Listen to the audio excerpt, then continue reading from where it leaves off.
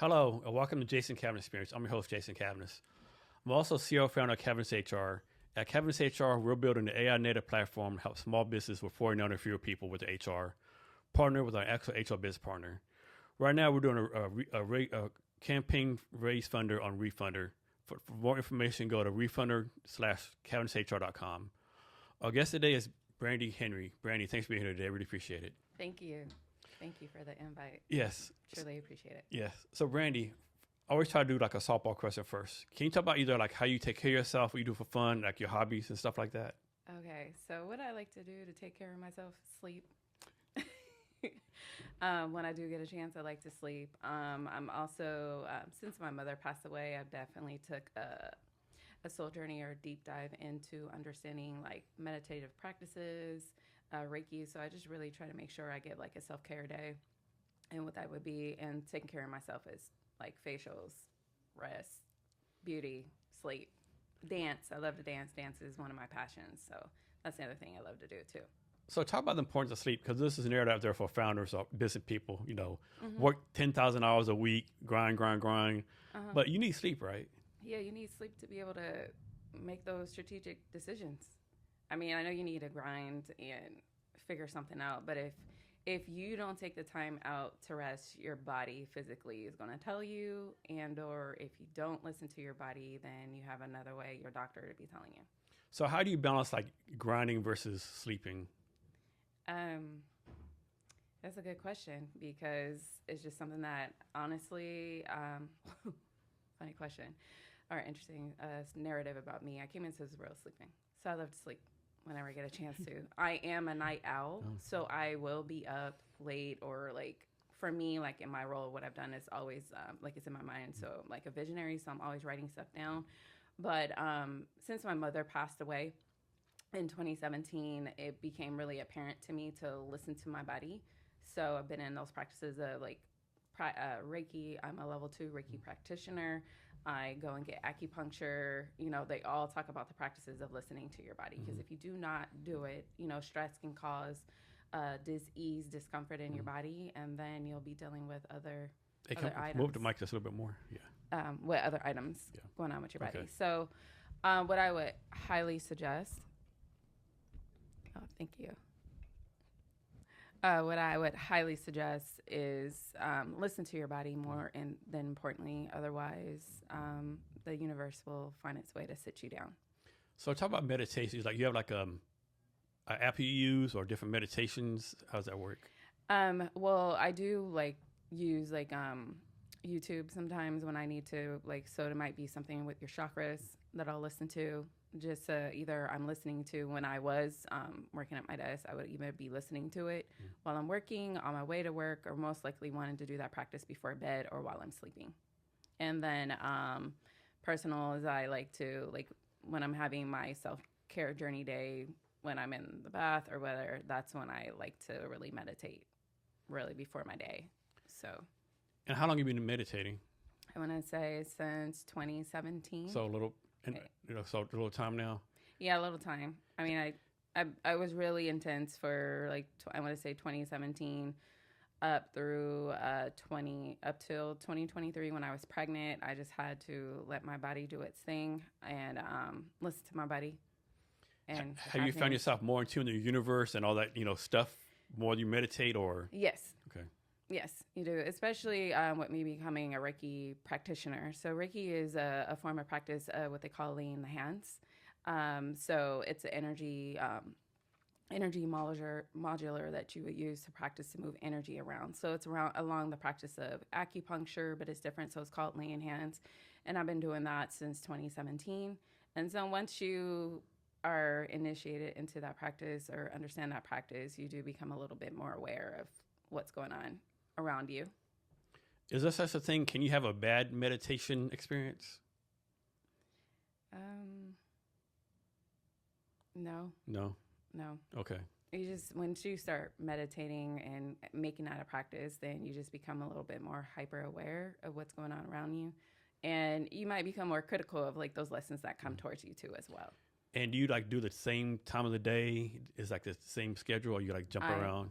Well, honestly, I've been jumping around since I've been on this grind, but preferably I like to do it in the morning or in the evening or when I have that downtime. Okay. And for me, my meditation is really like visualizations. So, And how long do they last? they could be about an hour. Okay. And like everyone around knows not to fuck with Brandie during the hour. Like leave her alone. Don't disturb her. Like this is Brandie time. Well, typically, when I'm saying I'm at my house and I'm going to the portal, or it's my me time, it's the music's going. There's no let me be. Hey, where's the coffee at? No kid. Hey, where's my cereal? There's no, and my baby's too young for that right now. Okay. So it's to understand. So ideally, that's what I would like to do, and I like to, from my practice, from my Reiki master, was definitely just doing it in the morning. And I would say they're like affirmations type of meditations that I do to ground myself. I think one of the negative things about meditation, I think a lot of people think meditate, oh, you're doing this, wiki wacky, off the wall, hippie stuff, right? So how do you reply to that when people say, what are you doing? Like this doesn't work. This is like hippie stuff, wiki wacky stuff. Like, it just doesn't align to you. Okay.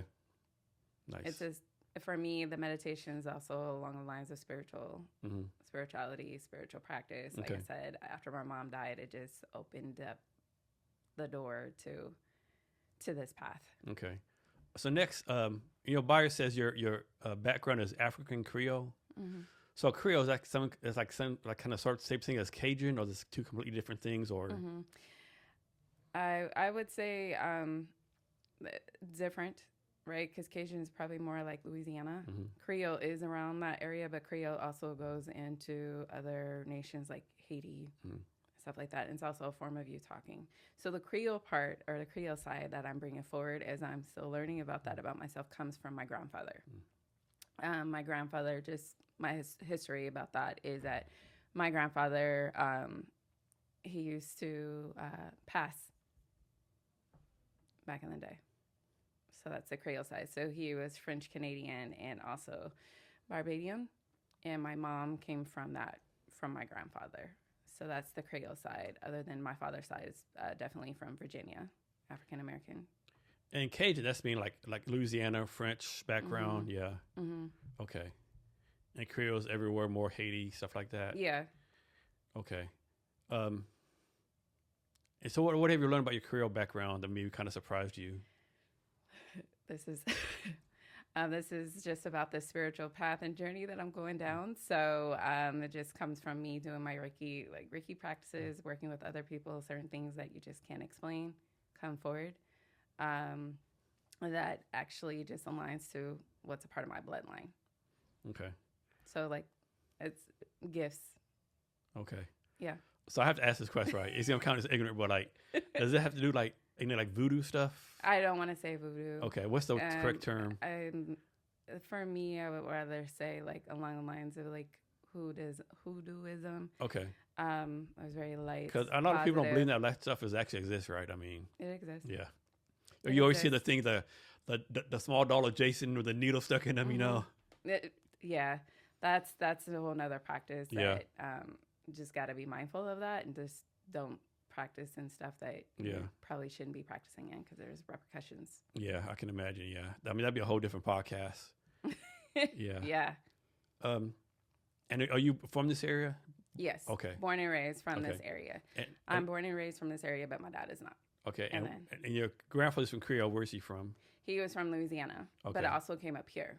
So I had an experience with meeting my grandfather a little late, not later, but in my when I was young, because the history behind that is that he approached my mom when she was about 28. Okay. And found out the history from that. Yeah. And just learning, because my mom also had hazel eyes and her background, and then just meeting Grandpa Red and learning about what his choices and decisions he made in a time and era to survive. Yeah, yeah. How often do you go back to Louisiana to research your roots and stuff like that? I have not, but you haven't been there yet? I have, but the interesting part is my boyfriend that's part of his roots. He's Jamaican and via Louisiana. So the last time I was in Louisiana was in Shreveport, and that was in 2021. Okay. Why not? You do any gambling at the Freeport places while you were there? No, I didn't. Yeah, Freeport's known for the gambling part. Yeah. I seen that. I just really wanted to enjoy the food. The food, yeah. So I got spoiled on some real you can't catfish. Beat the food. You can't beat the food, yeah. You came back to Seattle, and I was definitely a catfish snob. Yeah. Louisiana, whatever you say about the state, the politics, what they do, like you can't fuck with them when it comes to food. Yes, good taste, good price point. Yeah, they I can would cook. say. They can Yes. cook there. Yes, my favorite part was getting gumbo to go. Yeah, that's insane, right? Yeah, like I was like, we need this up here in Seattle. Like you pull up like McDonald's and then you have like a cup of gumbo rather than, we treat it up here as it is a cuisine. It's a cuisine down there, but it's just something that you just do and get. And I just enjoyed it. And at that time too, as I was going through my spiritual practices and I was avoiding red meat at that time, even though I was still eating fried food, but I was eating fish. So that's what I was doing. So it was really big. Yeah, you're right. The catfish here tastes nowhere close to what it tastes like down south. Yes, it's good.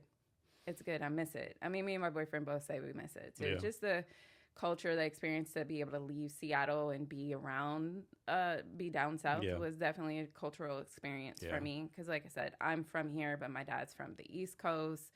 And so I'm used to that culture. And then going down south, it was just like, even I love fashion. So just seeing like cowboy boots as the norm, cowboy boots with basketball shorts. I was like, what's going on here?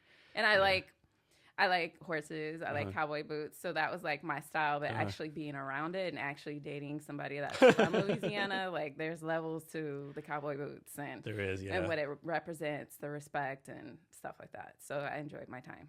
Nice. So next, you're a board member of something called Southwest Youth and Family Services. Can you talk about that? Yes. So I just joined to be a board member with Southwest Youth and Family Services in March.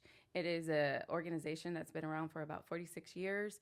They cater actually to, their focus is to South King County, families and youth in that area.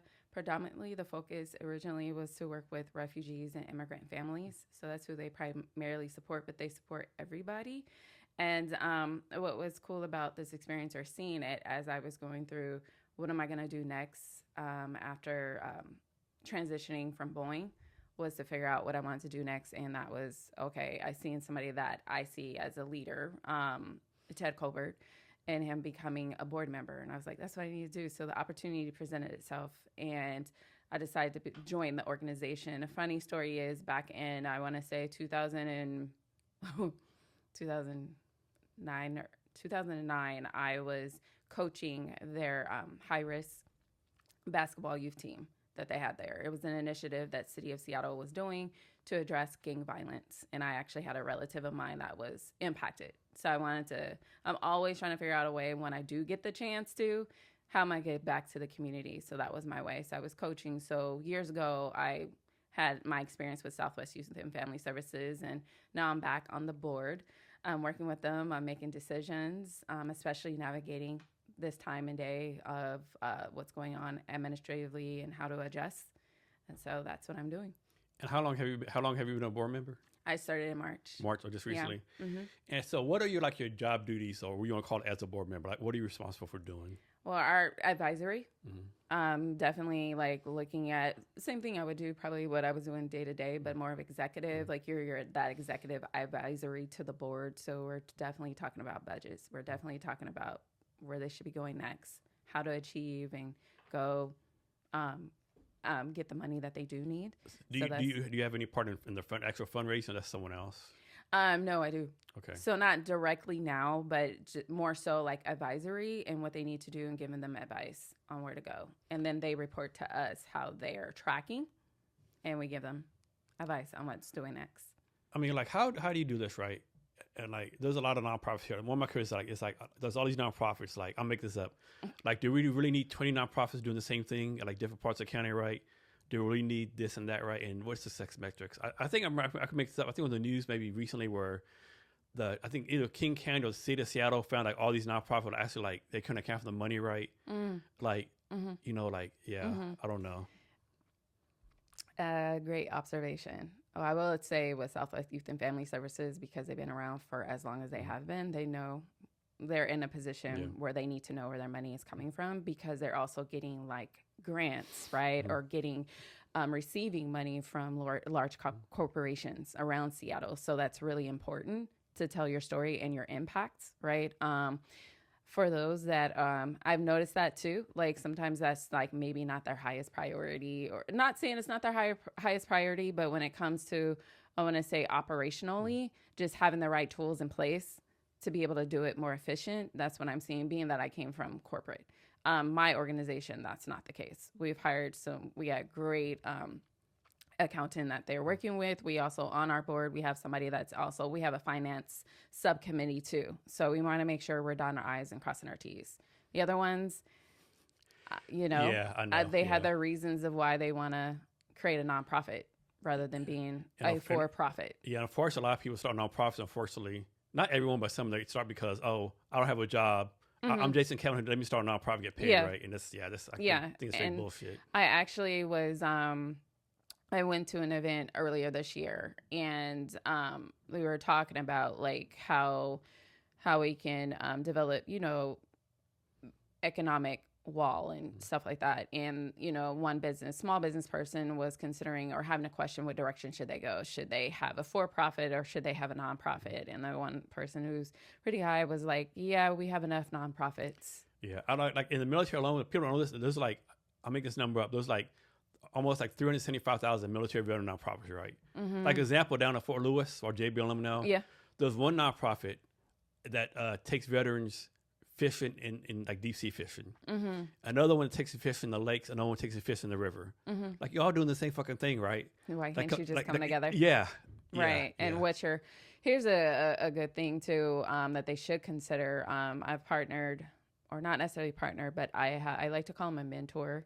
A very phenomenal young man, Day Marlon, who's actually his business is the data guy, and he does like to work with nonprofits or just businesses themselves. And one thing that I appreciate about him and what he challenges businesses on is how can you tell or show your impact? Yeah, that's big. Yeah, and most people, and that they don't have the tools in place, don't know like what data to collect. And that's what nonprofit and for-profit businesses have to do, but nonprofits have been seeming to not make that as don't understand how important it is to make that an important priority to consider, especially now, as you know, with the administration, how it has changed and how businesses are really holding on to their pocketbook. You need to be able to show that story, tell that story, and just having, because I'm taking veterans out to go deep sea fishing. What's the actual impact on this veteran? What are you seeing? Like, how are you doing those measurements? They can't do that. And they can't do it, or they don't have the proper tools, or a person coming inside or coming an advisory board with somebody on them, like myself, per se, challenging and saying, hey, you may want to do that, because not everybody's going to be giving their money like they used to now. No. So for your nonprofit, who's like your perfect customer? Like who is this nonprofit actually for? Tell me that again. Nonprofits? Yeah. No, your nonprofit. Who's your customer? Like who's it for? Who is their community? Or they like to work with families that are their primary focus is to work with everybody, but they have been centered to work with immigrants and also refugees that are in that area, especially in West Seattle. So they have two locations. They have a location in West Seattle and also a little further in White Center. So, the population there is like a part of our population when we're looking at the metrics, a majority of it is Spanish speaking. So it's to give them opportunities and have like what the organization offers, education opportunities. Like, so if they're struggling at school, they actually have programs, new future programs that help them with schooling. We have people that are graduating from there, caseworkers, counseling, whatever they may need to, get around day to day. They do offer that as well in other programming. So they've been around for a while, and that's their primary focus, although we have to change that too, but they help everybody. So if you can't answer that, that's okay, but can you give us like a two-part question? First part, can you tell us about a success story? And the second one, like, I don't want to use a word failure, but maybe a case where maybe it didn't work out like y'all hoped it would work out. I do not have that answer. No? Okay. Yeah. Okay, no worries. Anything else you want to talk about about your nonprofit before we move on? What I would like to share, and it's with one of my clients and myself. They have a new location also in the new White Center CDA that's opening. So they have another new location. So they will be having an event January 24th and 25th as well. And I would also like to share that one of my clients that I've been working with, Resol, had created an event, a community event called Soul Food. So it came about in response to what was going on with the government shutdown, with SNAP going away at that time, or didn't know what was going to happen. So her and another client of mine and another merchant that she has in her business came together with saying, hey, let's do like a community potluck. And that's what they did. And Soul Food, and it's SOLE food. So not soul, but Soul Food came together as a community potluck that included Resol, House of Hattie, Autumn Club, the Communion, and also Avole. They came together for this to have an opportunity to raise money for Renari's Love Meal program. And then also because her business focuses on shoes, shoe refurbishing, shoe cleaning, customization, she asked for shoes to be donated. So from those shoes being donated, we will be having those shoes go. She's going to clean them up. We like them to be new or lightly used. She's cleaning them up and also taking those to Southwest Youth and Family Services that now will have like a love closet right before the holidays to support those students and families with the New Future program. So that's happening on Monday. Nice. So. And if people don't know, where's White Center at again? White Center is it's like Skyway, kind of. It's right in between, how we want to call it, South Park. So it's not too far from, if you want to think like Boeing, okay, Marginal, but if you go up that hill, so like South Park, it's in between South Park, Berrien, and West Seattle. Okay. All right. Yeah. And you recently helped what's the name of the company again? Soul Food? Resol. Resol. You recently helped them win the Founders Live pitch, right? Yes. So talk about that experience. Yes. She won. And for people who don't know, Founders Live is like across the world. So basically, like usually the pitch competition, you get like 2, 3, 10 minutes. Here it's 99 seconds. Yes.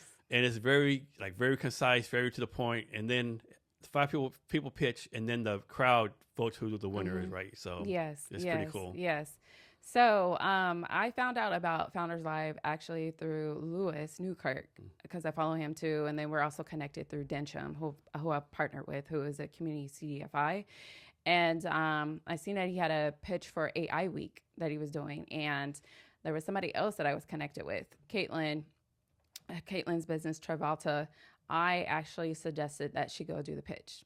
So I came in support of her doing her pitch. She did not win, but it was her way of getting in front of an audience and investors. And from there, I actually went to Lewis and I was like, hey, I noticed that it's mostly tech companies that are pitching. Do you have opportunities for non-tech?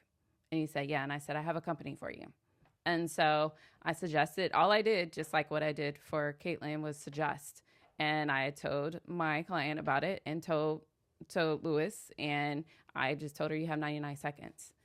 And from there, like, as I'm an advisor, so I'm not like your traditional consultant where I'm going to take it off and I'm going to work her pitch or whatever else. Like, I'm letting you know this opportunity is coming your way. I've been working with her since March as well on creating OKRs. What I've noticed, a lot of small businesses, like as I was transitioning from Boeing, I started seeing a lot of small businesses were closing the door. Meanwhile, you have beasts, giants like Boeing, Amazon, Nordstrom's, those long-term companies that's been around and been through ups and downs, and they somehow figured out this method to stay and sustain. And so I see that there are new like Amazons and new companies coming forward. And because I like to say I come from University of Corporations. Yeah, we're talking about that later, definitely. Yeah. So I basically with Resol, when I met with her, originally meeting with her, was teaching her about the framework, us talking about opportunities, what we can do. So this whole thing coming about for her to do this, she has something that she needed to prioritize, and that was to get in front of some investors, have people looking at her and getting additional funds. And what's her name that runs Resol? Takia Ward. So during this process, when do you mind, did you think, or maybe you didn't think this, maybe you thought in your mind like, man, she might win this thing. Like, when did that pop in your mind, or you just like up in the air the whole time? Yeah, I was up in the air. Okay. I didn't know. Okay. I didn't know.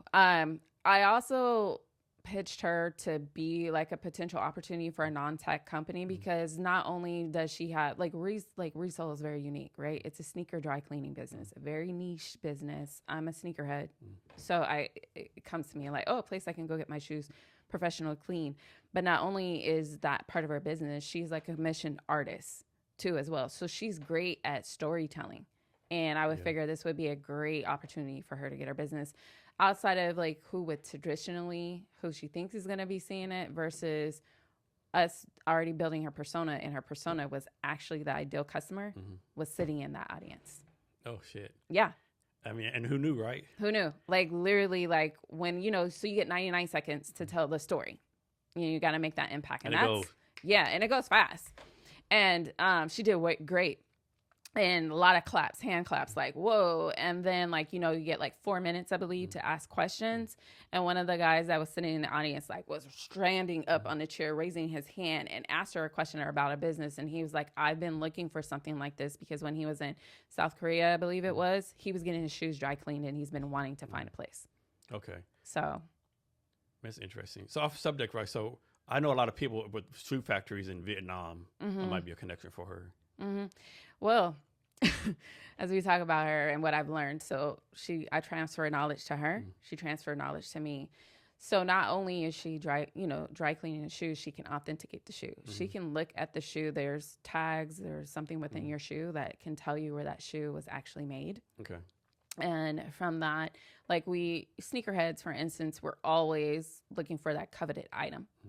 And from that, the quality of the shoe makes a difference on why should I spend this retail or resale price on this shoe. She has the ability to look at that shoe and say it's too much glue, or was she just like that. Yeah. So you can tell what type of glue it is, what type of cloth it is. She can look at that. She also the level of stitching. Yeah, she also told me too, like the impact of the quality of your shoes. So nowadays, back in the 90s and the 2000s, early 2000s, our shoes last a lot longer than what they do now. So if you wear a sneaker every day, your shoes lasting about 6 to 9 months. Wearing Jordans and Nikes, it might be a little different. So what you can tell. The impact on the quality of your shoe depends on where that shoe was made and the conditions of that factory. Okay. So you got Vietnam, they're all over the place, but in that shoe has an indicator where that shoe was made. Yeah, obviously there's like, bootleg factories in Vietnam, but people don't realize pretty much all the Nikes and Adidas, all the stuff is made in Vietnam, right? So yeah. And she can tell you more. Yeah.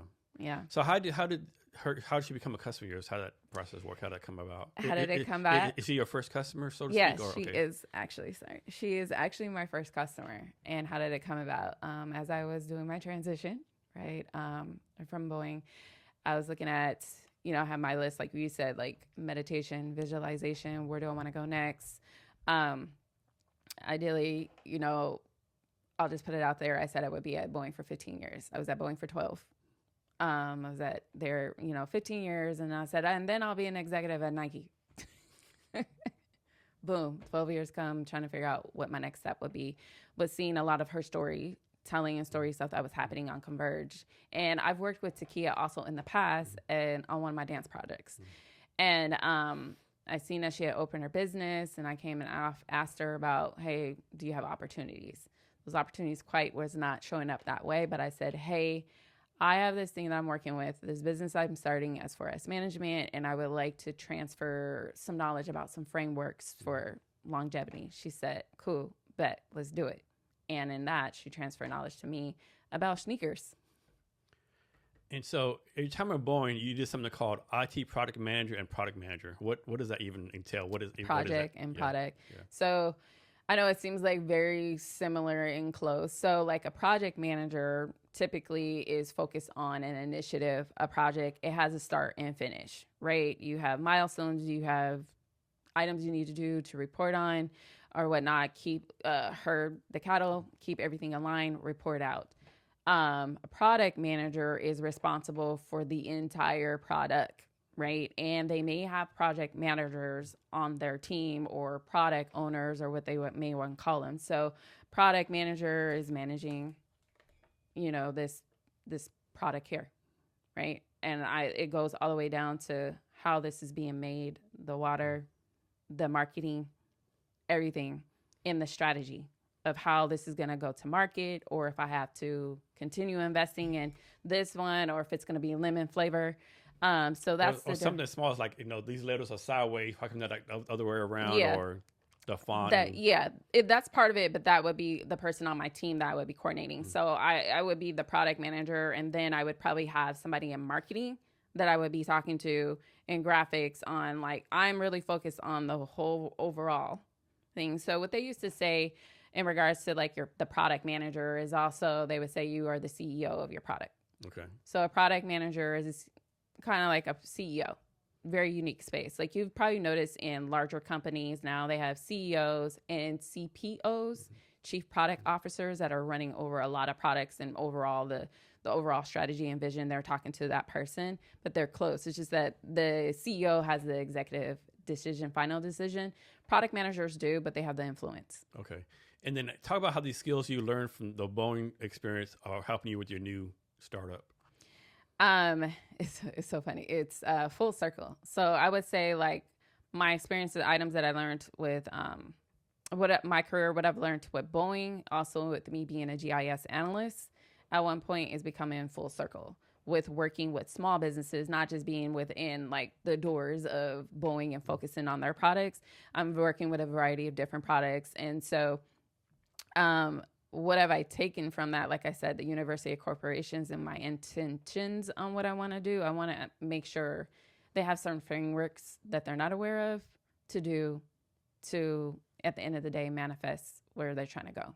So what is this University of Corporations? Is a term just made up of the blue? It's a term I made. Are you going to get a patent or anything like that? Or no. It's going to be a school you start on YouTube University, University Corporation School? No, it's just something I like to say. Like a certification? Yeah, it's just something I like to say now. Because I orbited corporations for about 20 years. Mm-hmm. I mean, I got my degree. That was my focus. But when you're in, I feel like when I'm in the corporate world or where I've been, on top of what I've learned, you get, depending on the company, right? If they're investing in their employees, you're going to get access to a lot more knowledge. You're going to get thrown into the lion's den and learn to pick up really fast to execute on. If you're going to be this product manager and I got you this role, you're going to learn these things and execute. So what is an OKR? An OKR is an objective and key results. Is that the same thing as a KPI? Those totally different things. Different. Okay. KPIs are your key performing indicators. Mm-hmm. So you would probably use, they're interchanged with each other, but OKRs, on how I like to see it, is one step above the KPIs. The KPIs you're going to use to see how you're performing to that objective, and key result. The key results are actually something, it's also like it has an end to it too, to manage, like your objective is an inspiring goal. And it may be as simple as I want to be the best burger joint in West Seattle, right? It seems very, very like simple, but underneath that hood, how are you going to become that best? So your key results is the way that's keeping you accountable, right? You can say by the end of quarter one, I want to have acquired so many customers, right? And then within that, depending on your tools and systems that you're using, your KPIs come in that way. So in the cases like sell per hour, SPH, that's a KPI, right? I want to, I have a revenue goal that this store needs to be making. So your sales per hour is going to tell you how well either the salesperson is doing or this department is doing, and or how well your product is doing to reach that, and what you need to do to adjust. Then from that, you adjust your KRs and OKRs as you travel into the next quarter or year. And so your business is going to be like helping like early stage startups or early stage business? Yeah, it's early stage. And also, as I've been learning when I've been talking to other like an owner who owns a restaurant, somebody else that's been in the business for like 44 years. They've been like more so like they're the employee and CEO. So they don't have time or access to this. So it could be somebody that's been in business for a long time and just need to organize the chaos. So what's the answer to this? Like you go to a business, you're going to help them out, whatever. And they say, hey, all this mumbo jumbo is fine. The letters, blah, blah, that's fine. But like, I gotta, I don't have time for that. I gotta sell burgers, right? I don't have time for KPIs, KPI. What's your answer to that? Well, What are you gonna do when you might be facing you're in the red and the lights are gonna be shut off? Did you have an opportunity 90 days before that to know that was about to happen and to mitigate? And if they don't have the time, that may not be the client best for me. Yeah, I know a lady. She just closed down a restaurant like maybe a couple of weeks ago. She's been in business for 3 years. Come out, she wasn't tracking anything. Like as a restaurant, I'm not a restaurant, but I would think you need to track, how much this onion costs, Yes. salad costs. Yes, Supposedly, absolutely. she was doing none of that right. She was the best cook in the world. She made great food, but like she wasn't tracking none of the best stuff. Like, I mean, you got to track the salaries, your employees, the lights, the insurance. Supposedly, she was like willy-nilly charging prices, and and 3 years later, she's Yeah, I partnered also with Dencham, so those are things that we are seeing, right, with entrepreneurs, creatives. I would say some people are just great at being creatives, and that's where they may need to be that CEO, but don't realize that they may need to delegate a task, or they're so in it working and not realizing that they need to delegate that task. Like what I say to my clients now, like, hey, if you don't like doing social media content, if you can find somebody or hire somebody, or now as we're looking into AI agents to help you out, do that. Because if you don't, you're still setting yourself up. I feel you're setting yourself up for a situation. Why do you think like there's people out there who make great business people and some make great creatives? Why do you think it's so rare? It's almost like a unicorn for someone to be a business person and creative. Why do you think that is? I definitely think it's very unique because I consider myself a unicorn when I'm in the creative world. So like I said, I love dancing, right? I love choreography. So S4S Management is not my first business. It's actually my second business. My first business, I was the owner of B&J Movement with the intentions to provide a space for youth to dance in. And so coming into that space, at that time, I was a GIS analyst where I was focused on project management, right? I had to deliver maps on time. I learned how to task my time, manage my time and deliverable and make sure it's quality. When I came into working with other creatives, I was definitely a unicorn. When I'm around dancers, all they want to do is dance, create. And then, they have this project that they want to do, but don't have the idea of when they'll launch it. We're just going to do it. But you have all these other moving parts and it doesn't work that way. So I definitely was a unicorn. I would say even Takia is a unicorn because she is also a creative herself. She's a commissioned artist as well. And then still running her business and adopting that, hey, yeah, I got to focus on this thing that I'm like, the admin work. But if you want your business to be around for a while. So it's a sacrifice. I mean, not a sacrifice, but an adjustment that you have to learn. I call the non-sex stuff like taxes, accounting, like, the financials. You got to do that shit, Yeah, you do. Otherwise, when you really need that information if you're going for a grant. Yeah. If you're going for investors, right? You need that type of information. Otherwise, like to an investor, like, live Founders Live, if you're not able to provide that information, why should I invest in you? Yeah, definitely. Or, the story of it, like what makes your product, what makes your business so much different than anybody else if I don't even know what your financials are looking like. So do you have like a quote unquote, like a perfect customer, so to speak? No. Okay. I haven't reached my perfect customer. Any industries that you will not work with? Are you focused on like a certain industry, certain revenue scale? No, because I'm glad you asked me that question because what was interesting is that I first said my intentions for S4S Management, it was to focus with creatives specifically, right? I know it's putting me in a niche, but I've worked with them. I'm one. I know how it is. So that is working with creatives like Takia. Was working with Victor, who's also a performing artist, right? That was my intention, but I realized every entrepreneur that I may run into of recently is a creator. So I was definitely disregarding working with restaurant business. I was like, no, there's somebody else for that.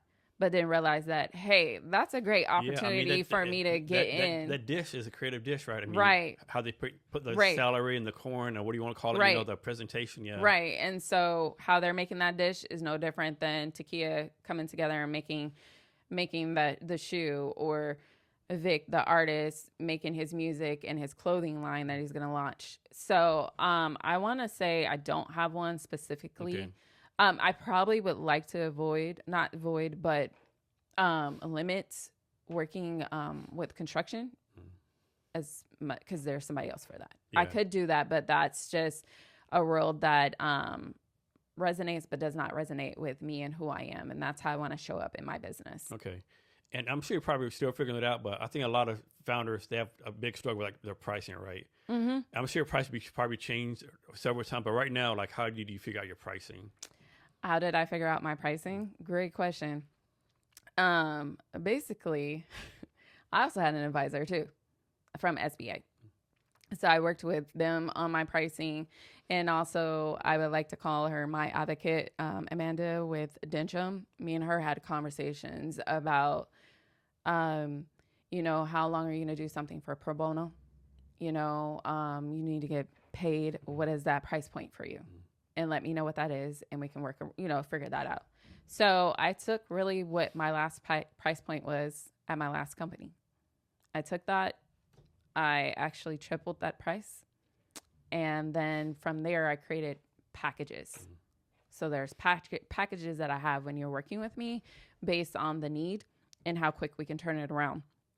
I have that, but I have been learning now that I have to make adjustments because not every company can afford it. But then some companies, they can't afford it. It has to be like how the investor is going to invest. I have to see that there's going to be something about this worth me investing. If it's sweat equity out of it that I'm going to get out of it, that I will do. So I have packages. I also, instead of changing the price point that my advisor told me, you don't want to do that because you'll confuse the consumer, right? So it's always best to have a set price. And if you can, you offer discounts.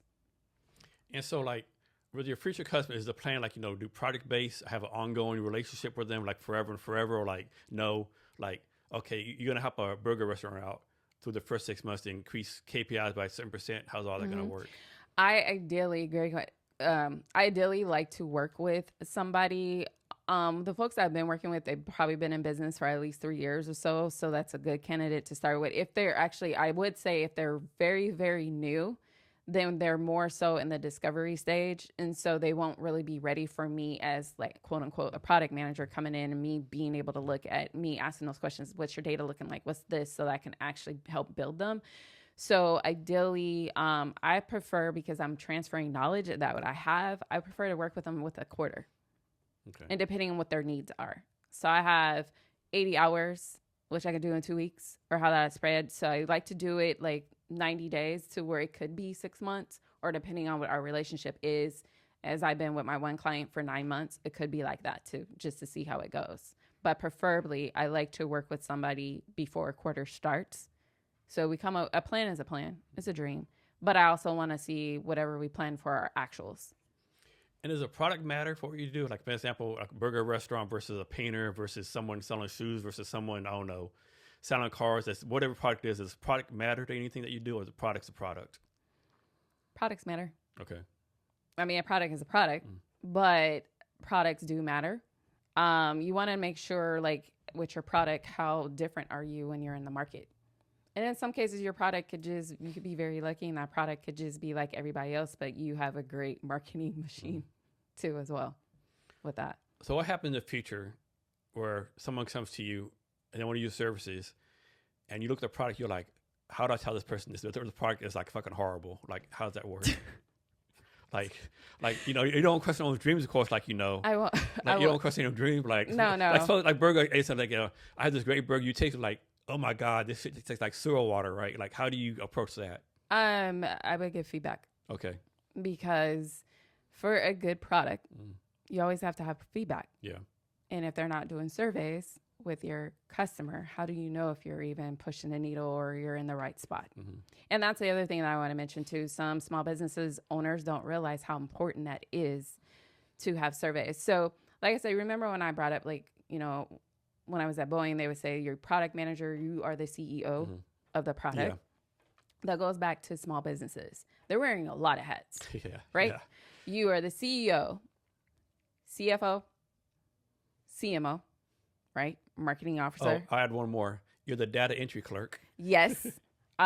Sales person, right? Let's see. Then, depending on how small your business is, you are also the CPO. Mhm. The CPO in my space is obsessed with the customer. Not only am I focused on making sure the machine behind, like making sure like the app is working and the development team is ready, the marketing person I'm talking to, but I also want to know who's my ideal customer. Yeah. Is my ideal customer happy? Is that feature on that app working? Or is it not working? Or should we continue investing in it or not? Or they're going to the customer may need to wait until I can get it to them. So best thing is doing surveys, talking to them, customer experience. If you're not running surveys, not taking the time, you don't know. Even if you have people walking in, it might seem like it's great, but hey, that burger you have there that's not sitting there that people buy and they don't like it and you're not surveying why, or hey, like I need to like might really need to measure my ingredients. I'm a good example of that. Like every restaurant, I suppose I don't like the food. They walk up, how's your food? Oh, it's fine. Yeah. Now give me a survey. I'm like, yeah. And they should be, I would highly suggest that they do that because that's how you improve the product. And then on top of that, the customer experience. So business owners have to make millions of decisions, or maybe not millions of decisions a day, but a lot of decisions a day, right? Mm-hmm. How do you like recommend them, like what decisions to make first, second, third? Like how do you tell them to prioritize the decisions? So that would come back to my framework. So ideally, or the framework that I've learned, right, as being a product manager that I'm absorbing and passing along. So what I would say with that is prioritization. And if you had sat down, even as simple as saying what your goal is, right? I'll take it back to like, say, if you were to make your goal as simple as when you make your New Year resolution, right? And then you take those steps towards that. That's the same thing that a business owner should be doing. And that would align to your OKRs. So whatever it is that goal for that year, and it's to your bigger picture, you'll have that bigger picture, but then you're going to make it down a little bit smaller to what you can do in the quarter, in that month. From that, what goes again to whatever that key result or that item that you're trying to do. If you know what you should be targeting by the end of the month, you should be a part of your priority.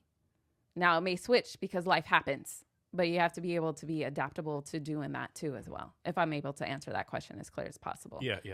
And so your company's called S4S Management. Mm-hmm. Is this something you just randomly came up with, or does it mean something? Or it absolutely do mean something. So it's about legacy. So S stands for my son's name. His name is Sage. His birthday adds up to a number called 4, which means it's a master number, means a builder, and his last name is Sanders. But, I can go for sustainable forward solutions, but it's really me edging and doing something that other families, that well-known families that we know that's out there, having a name that I can pass on a legacy to my son.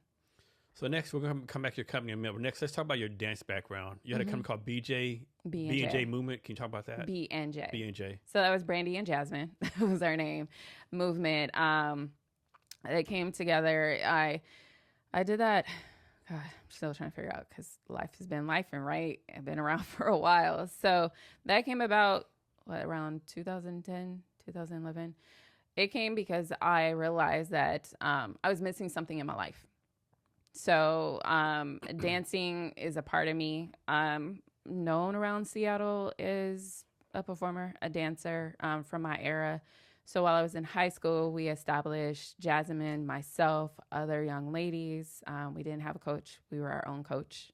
We were our own stylist. Established a dance team called Remix. Did really well. We won dance competitions. Actually, Delta Sigma Theta sorority put on a competition, Stompfest, and we won them twice. And so we just grew our name. That's where I started getting exposed to what I would like to call branding. Way young, right? And building leadership, and also project management was happening when I was in my teens. So I left high school, went into college, was doing all the college things, right? still dancing, doing the thing. But it was when I started going to Cirque du Soleil performances with my mom. I even went to a youth tap show and recognized that something was missing. Like I literally was getting emotional, like crying, like tears. And so I just recognized something was missing. I was approaching my 30th birthday and wanted to do something. And Jasmine, we created Remix back in the day. And I was like, hey, would you be interested in what we didn't have in high school, our own space, studio space? Would you be interested in pursuing that? And so that's how the B&J movement got established. Our focus was to have a dance program for youth, providing them different aspects and genres of hip hop. And then it was access. And then from that, because we started that at Garfield Teen Life Center, Trey Lamont, the owner of Jerk Shack, had a music career at one point and found out that we were choreographing and asked for us to choreograph his video. And then from there, went from working with him in Tallywo to me also creating my own production. I have a video. That's where I met Takia. She's in there dancing as well. Just wanted to do that because there was a period of time where choreographers were not waiting for the artists to do videos. They were doing their own production. And that was the thing. And I was like, that's a way that we can get B&J movement out there. So I created Bad Girls, which is on YouTube.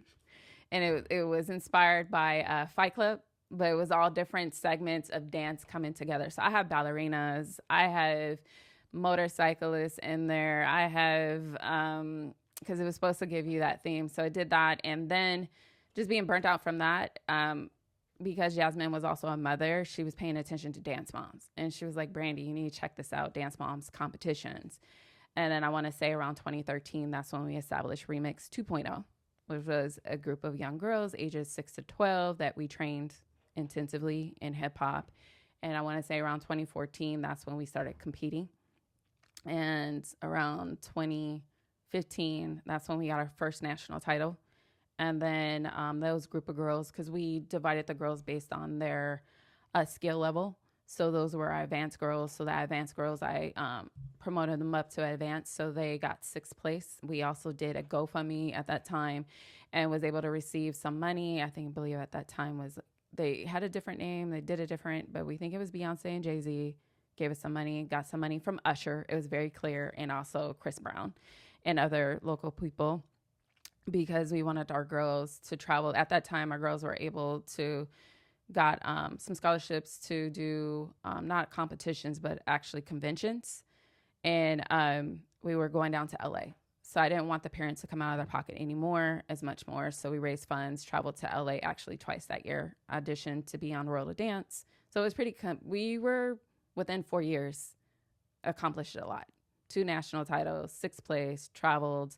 Also took the girls to, after they got their title, I was like, well, we're going to go to Vancouver, BC. Let me see how good we are. And they got like 2nd place, but still was good in hip hop. And that was very fulfilling to see like setting goals and the girls working really hard. And one of my girls got picked up by a talent recruiter, talent agency. And then actually now one is actually professionally dancing.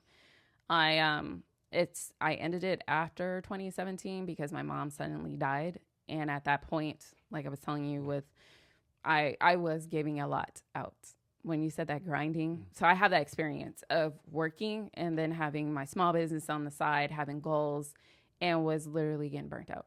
How old were these girls that were doing this with you? 6 to, by the time 2017, I was extending it up to 14. We were about to start going into high school. Okay. And like, we're dancing, like, the dance skills like transfer, like if you're a good tap dancer, you're a good ballerina, a good hip hop dancer, these skills like kind of like, transfer or like, Okay. Yeah. I mean, even with that, you have to be dedicated. Like, so dancers are athletes too, right? So, although sometimes we may not treat our body as athletes, some do, right? Break dancers are incredible athletes. Ballerinas are known to be athletes, right? So for you to become the best dancer, just like an athlete, right? Or if you want to become best chess player, you have to practice and you have to set those type of goals. So totally random. Sometimes shit just pop in my head. Remember in the last Olympics when they had hip hop as like a dance thing? Yes. And that lady from Australia was like hip hop Yes. dancing. I'm like, what the fuck is this shit? Yes. That was insane, wasn't it? Like, Yes. like we're like, I know a kid down the block could outperform this. What are they doing, right? Yes, and there was controversy behind that too. I remember because supposedly he like had sex with someone and all that kind of stuff. I Supposedly, think her husband or something along that lines. They had a crew or whatever else, and she ended up getting passed by where there was probably better talent. Yeah. To be honest with you, I felt like that was a disrespect to the culture. Yeah, definitely. Yeah. And it was definitely nice finally to see it back on that stage again, because I believe in the late 80s or something, or early 90s, breakdancing once was at the Olympics because it is very athletic. Yeah. So I was excited to see it, and I know it because I'm like an open style, what they call it, open style B girl. So I don't necessarily, that means you're not on the floor. Okay. You're doing all the other styles of hip hop genres. So I understand, like, when you hear the beat or the timing, like being in sync with the timing and freestyling, like that's really just coming off the top of you flowing. And so I was excited. My boyfriend was trying to adjust to it. He was like, how do you know if somebody's winning? Right. So it's just, you just gotta, it's just, if you know about it. And so to me, I just felt like that was a disrespect, because now we were getting onto the big stage to be respected, and to see that she did that and how it was very disrespectful. And all the memes. I can, be a U.S. Olympian now, And no, you cannot. Like, I've seen, like, when in B&J movement before Remix got reestablished in its way, I was meeting dancers around Seattle. Seattle has a very big hip hop dance scene. Massive Monkeys used to be on, it's not coming to me, but it was a dance show, Best Dance Crew. Yeah. America's Best Dance Crew. They were on MTV. Okay. And so they did not win, but they got recognition, and they are recognized worldly. They've won major dance competitions, traveled internationally, and they do have a key to the city of Seattle. How involved are you with dancing stuff now? That's like your past life, and How often am I dancing? At my home. Okay. I have a friend of mine that keeps asking me to come out. Like my mom has suddenly passed. The dance team still got like a national title, but I needed a break. Okay. And what makes a good choreographer? Wow. Now you're talking about art, right? So what is it? What did Erykah Badu say? What did she say? I'm sensitive about my art. So I can't say what makes a good choreographer the best one, because you're being an artist. Let me rephrase the question. Let's suppose you have a son or daughter, right? Mm-hmm. And they're going to want to start dancing, right? How do you pick the choreographer their dances? Well, I'm definitely going to go with people that I've been knowing in the industry for a while. Okay. Period. Who has a history. For me. So, like, yes, my son, I want to expose him to breakdancing. What dance studio is he going to go to? He's going to go to the Beacon. Mm-hmm. He's going to go to Massive Monkeys, because I know they have the history. There's other crews too, like Free teaches there too. So that's where I will be taking him. If he wants to know something a little about hip hop, I will probably be training him too. But then it's a difference, because I'm the parent, that's my child. So kind of want to have somebody else train, but definitely once it gets into the competition world, it gets very interesting. So, like breakdancing, hip hop culture, that's a thing, right? Can you talk about the hip hop culture that's out there? I don't think people realize what hip hop culture is. Oh, rephrase that. Like, don't know. What do you mean by that? A lot of people don't know about rap, music, hip hop culture, breakdancing. Oh, like the different genres of hip hop. What is hip hop culture? It's the hip hop. Well, there's genres within hip hop. How do I like to say hip hop? Well, we want to say, like, I don't want to say it's a subset, because it's now been mainstream for a long time. It's a music genre. I want to say it's a part of a genre of music, but there's a lot more to it, right? So there's genres within hip hop. There's the music. There's the storytelling. So you get the rappers, right, or poets. So that's a part of the rapping. Then you have the music. You have the producers. So you have that aspect of people making music. So that's also the DJ. that makes you move, right? So the rapper needs the DJ. So it actually kind of started with the DJ, then the rapper came. Then you have also who's telling the story. You have dance, and dance has different subsets within it. So you got like hip hop, you got break dancing, then you have like the fly girl style, right? Then you have dance hall that's coming in, that's mixing in with the dance flows.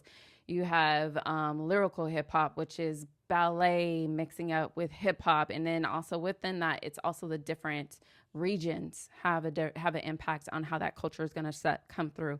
And also, not only is it dance, you also have the art part. So graffiti, right? That's the art part of hip hop. So that's part of that culture too.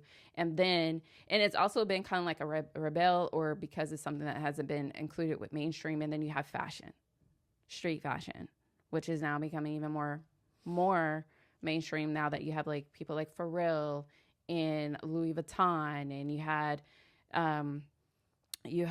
Kanye West with Yeezy and whatnot creating. So it's just a whole like it's a lifestyle, I would say, and culture. It also where it came from. It was birthed out of New York and it expands. So the different regions also have an impact on what you're saying, what type of music, what type of beats you're doing, what type of dance that comes from that region. Hip hop from the South, like where you're from, is different than what it is up north, right? The music, the sound, the movement, the dance, like we were talking about Louisiana. Louisiana has a bounce.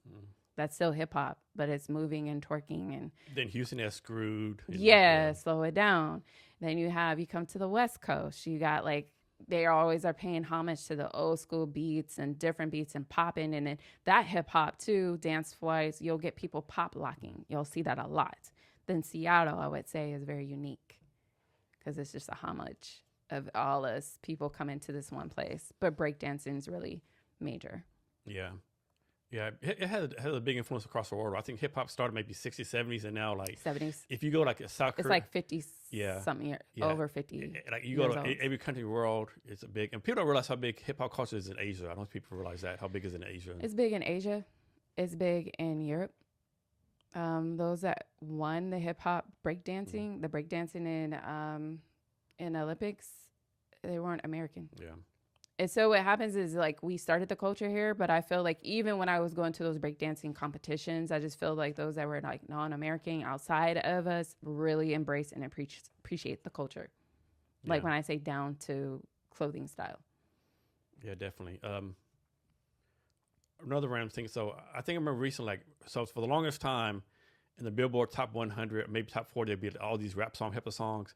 I think recently, the first like in 20 years, there was no rap song in the top 20, right? I don't want to say 20. I want to say probably of recently. Yeah. Of recently, they've been saying that. Yeah. It's changing.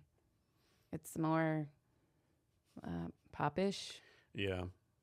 But I do want to pay homage to Kendrick Lamar. He kind of brought it back. Yeah. He did. Yeah. What is your take on the Kendrick Lamar Drake beef? We needed it. Yeah. I'm glad it stayed positive in a way. But I mean, I don't know. That Super Bowl performance, he's like, when he did that, that's kind of, like it's gloves off. Yeah, it was. Basically, he threw Serena out there, that history they had, Serena and Drake. Yeah. Yeah. It was needed. Yeah. We used to have a lot of great beats back in the day, like LL Cool J, Kumo D. Yeah. Ice Cube was NWA, Eminem versus his beefs, Yeah. So I'm into astrology too. Of course you are. Of course you are. And Kendrick is a Gemini. Okay. So, they have multiple sides to them, like 4 personalities. Mm-hmm. So, he's a nice guy.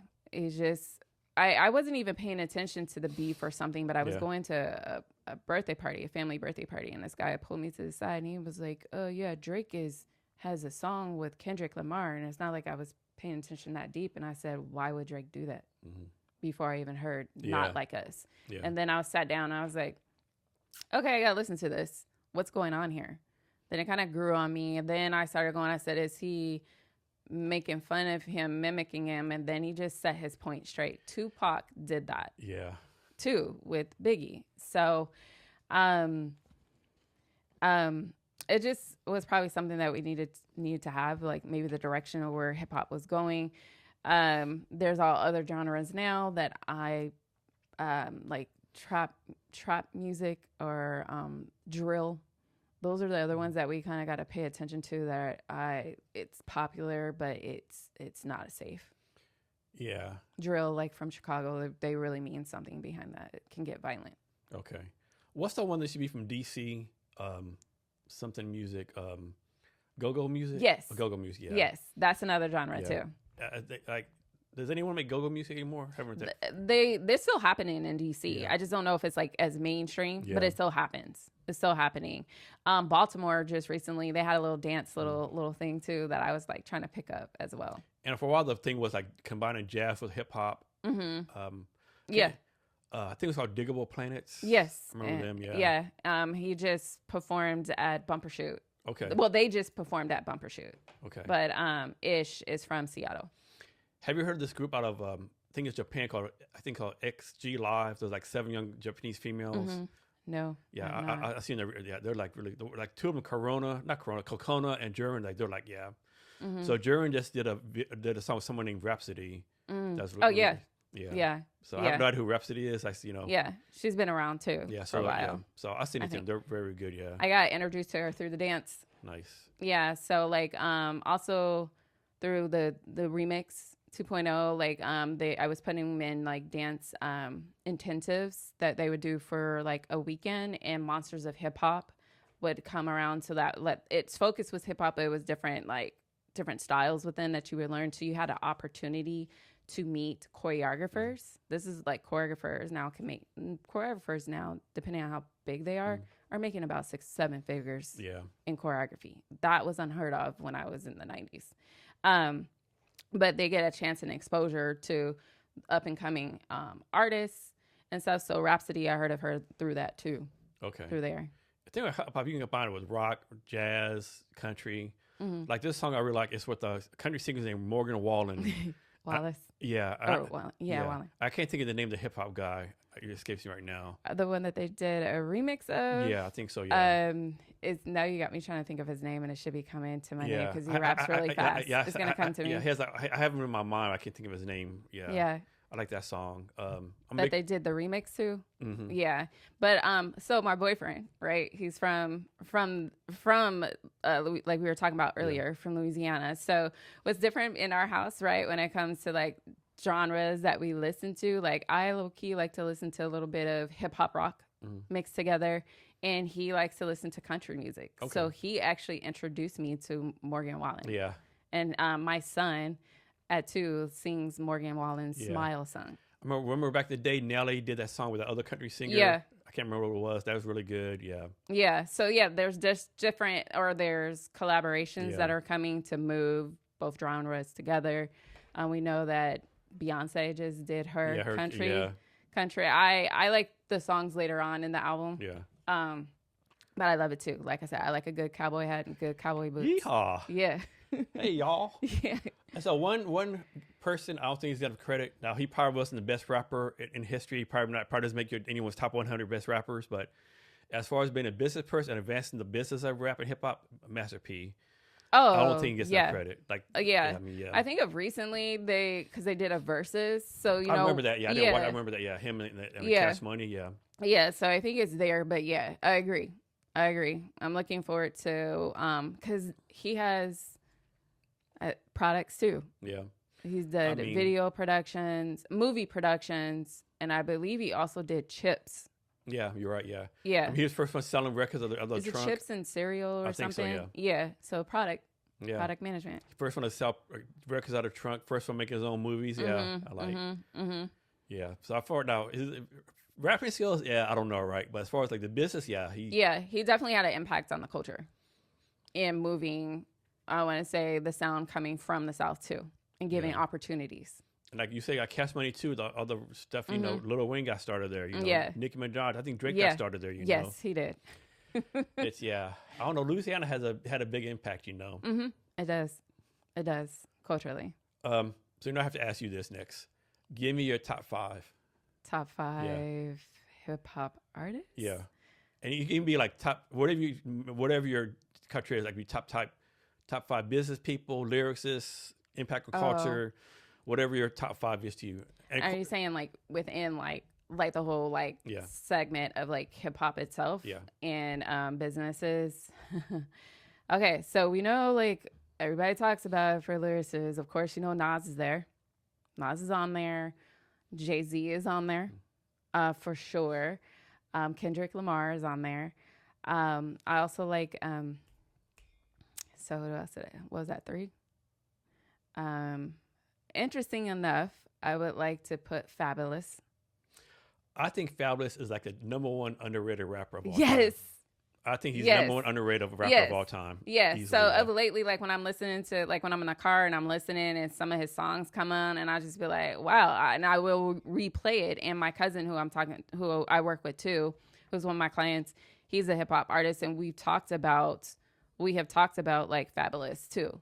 So I wouldn't say like in regards to like what his business is, like his business deals and stuff like that, it looks like, but it's J. Cole. J. Cole is one of my favorites. So here's my list. For first, the story. So I was stationed in Italy for like 2 or 3 years in the army, right? Mm-hmm. And a month before we left, this was when 50 Cent, like like really like in the club first came out. He is. And it was like, and a special guest, like who's a special guest? Fabulous came out, and that's when Fabulous had that song, the da da da da. He had that song, right? And like it was the time were fucking crazy, right? Yeah. Well, I actually have my girls dancing to Breathe. Mm-hmm. Fabulous.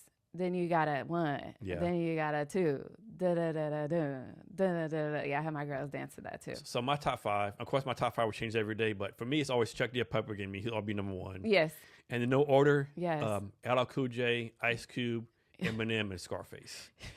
You got challengers. Yeah. Challengers. That's what I like. Challengers. Yeah. I mean, Chuck D. with Public Enemy. Yeah. Yeah.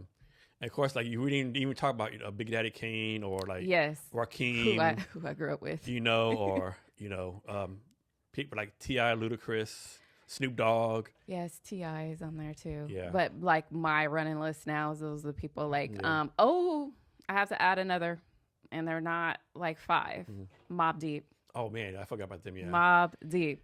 And Mobb Deep helped me through University of Washington. We're gonna get a lot of blowback for this reason. Neither one of us mentioned Biggie or Tupac. Biggie and Tupac's on there, but that should be a given. Okay, look, it's a given. All right, Tupac, of course, and I had a crush on him. Okay, it's a given. Yeah. But we gotta call the other people. I remember one time, maybe a few years ago, I think it was a Source magazine or Forbes magazine did like top 100 hip hop people of all time, mm-hmm. and Snoop Dogg was 23, and they were like, these reporters like try to start beef. Snoop Dogg, how dare they make you 23? He's like, what do you mean? Do you realize there's like 100,000 of hip hop artists in Compton? Yeah. And he said, let me ask you this question. Who ahead of me should I take their place? Right. Should I take, Nas's place, Jay-Z's place? As a matter of fact, the 10 people behind me, I don't think I deserve to be in front of them, right? Yeah. Like, and then I was listening to Wale coming in. I forgot all about him. Yeah, he definitely represents the DMV. And he used to travel up to Seattle a lot. Common's on there too for me. No, I'm not a big fan of Common. I won't say I don't like this. That doesn't do anything for me. Oh. The thing about hip hop is like good as like, okay, you don't get this guy, you don't get this person. Like, it doesn't make a difference, right? It's just not for you, right? Yeah, I feel you. Yeah, and then remember this rapper named, I think his name was Young Scooter. No. He did a song called Cocaine. He was pretty good. Mm-hmm. Just just some of you. And then like at a Paul Wall, Yes. Yeah. Yes, from the South. Yeah. The people's champ. Yes. I will also like to, even though I didn't call him up in my top 5, but I do have to he's my client and he's really talented. And that's Vic. Okay. Vic Dags too. And he's in the Seattle area? Yes. We should have him come on the podcast. Oh yeah, he would probably enjoy it. Definitely. He's on Macklemore's last album. Okay. And then he's also on, sorry, it's not coming to me. He's on another artist that's really big in Ghana. And so when I had an opportunity, when I started working with him, then we came together. He, by far, I would say my ideal client. Okay. And when I say it's not necessarily his genre, it's the fact that it was everything that he had in his mind, in his head. He was organized. We just put it on the white wall. And then like I told him when we meet, I need to give me your top 3 like goals you want to meet. Da da da da. He told me he had everything. He had his little notebook. It was written down. I said, okay, this is going fast, and we got done. Nice. And then we took that and executed on that. Nice. And by executing on that, you know, you don't realize like all the artists that we've just been talking about got tons of music. Oh yeah. He has tons of music. Yeah. They don't realize. Yeah. And yeah. I think people realize like talking about small business success failure, Yeah. right? The thing is, like most artists, they might have like 10 songs, but they actually have like thousands of songs. Yes. They've worked on, released, or you know, or they're just sitting on. And so that's the case with him. He has music from 2020 that he created that can sit today. That I'm like the vault you have, you know. Yeah, I'm like, when are you gonna sit? And it's like it's a very interesting aspect to be a product manager in, because like you're ready to push, but that's when the artist and the product manager can kind of like clash. So like it's not perfect enough. It's not perfect enough. And so that's the other thing you have to work with too with them, because they do have that like it's not perfect enough or I'm not ready for it. But what I want to share with that experience with him, like I said, when I said ideal, like just really knowing what you want and then putting it on paper and then having us execute, or me actually helping him hold accountable. So one of the things is he's been sitting on the clothing line that he was working on. This is one of those things. And then I was like, hey, so he told me his aspiring goal. And I said, okay, great. So you have like these 2 items together. Why don't we bring them together, figure out a way to bring them together? So you're working on a clothing line. Awesome. You want to be known worldwide or whatever. You have music. Instead of having one go at one time, this time, figure out a way that we can bring them together. So from that, we took one of his songs that he identified, which was Not For Sale, and took one of his shirts. He decided to do a Not For Sale shirt. Had that launch and drop when his website was ready. So it launched at the same time the music was being launched at the same time. So it's like simple, but it's like somebody that has been waiting to sit on it. Yeah. And that's that aspiring goal. So we're taking steps towards that. Then it's not just that. You still got to have, all right, so what's next? Are we going to do another capsule? Like, I'll be talking to him soon. What are we doing for 2026? How are you going to focus on victory going forward? Because your music, most clothing designers may not have a music person or be the music person. So they got to go find the music to match the story that they're telling. He has it 2 in 1. He can sync his music for campaigning. That's good. So that it was, when I say like ideal or like how quick it took for me to go, okay, let's try this, boom, boom, boom. And then just seeing them like hustle and grind and going, okay, so how many songs are we dropping this quarter? Me being on top of him saying, okay. And he's like, this is going, or okay, he's okay with, oh, it's going to slide. So how does someone drop music? I mean, in the old days, you go to a radio station and beg them to play your record. Is now like you just go upload it to Apple Music or Spotify. Yeah. Okay. So ideally is depending on how far along they are in their career, and I'm still like getting exposed to this world. How does a person, IT product manager, show up in world of music as a product manager? You're working with either when you're independent. So typically independent is they're uploading their music onto Spotify. They can do that themselves, but then you may have another machine with you, and that's a distribution deal. And the distribution deal will help push the music, or they figure out where like the genre you're in. So that's that marketing campaign, that marketing part that they're able to place the music here. And then from that, they, depending on how big that group is, they may be able to do that extra talking for you to go to the radio station. You still need to do that. Yeah. You can't, I mean, all the successful, like, record companies that you're seeing, it's the same. They're entrepreneurs too. It's just like the other entrepreneur. They still need to go out and network.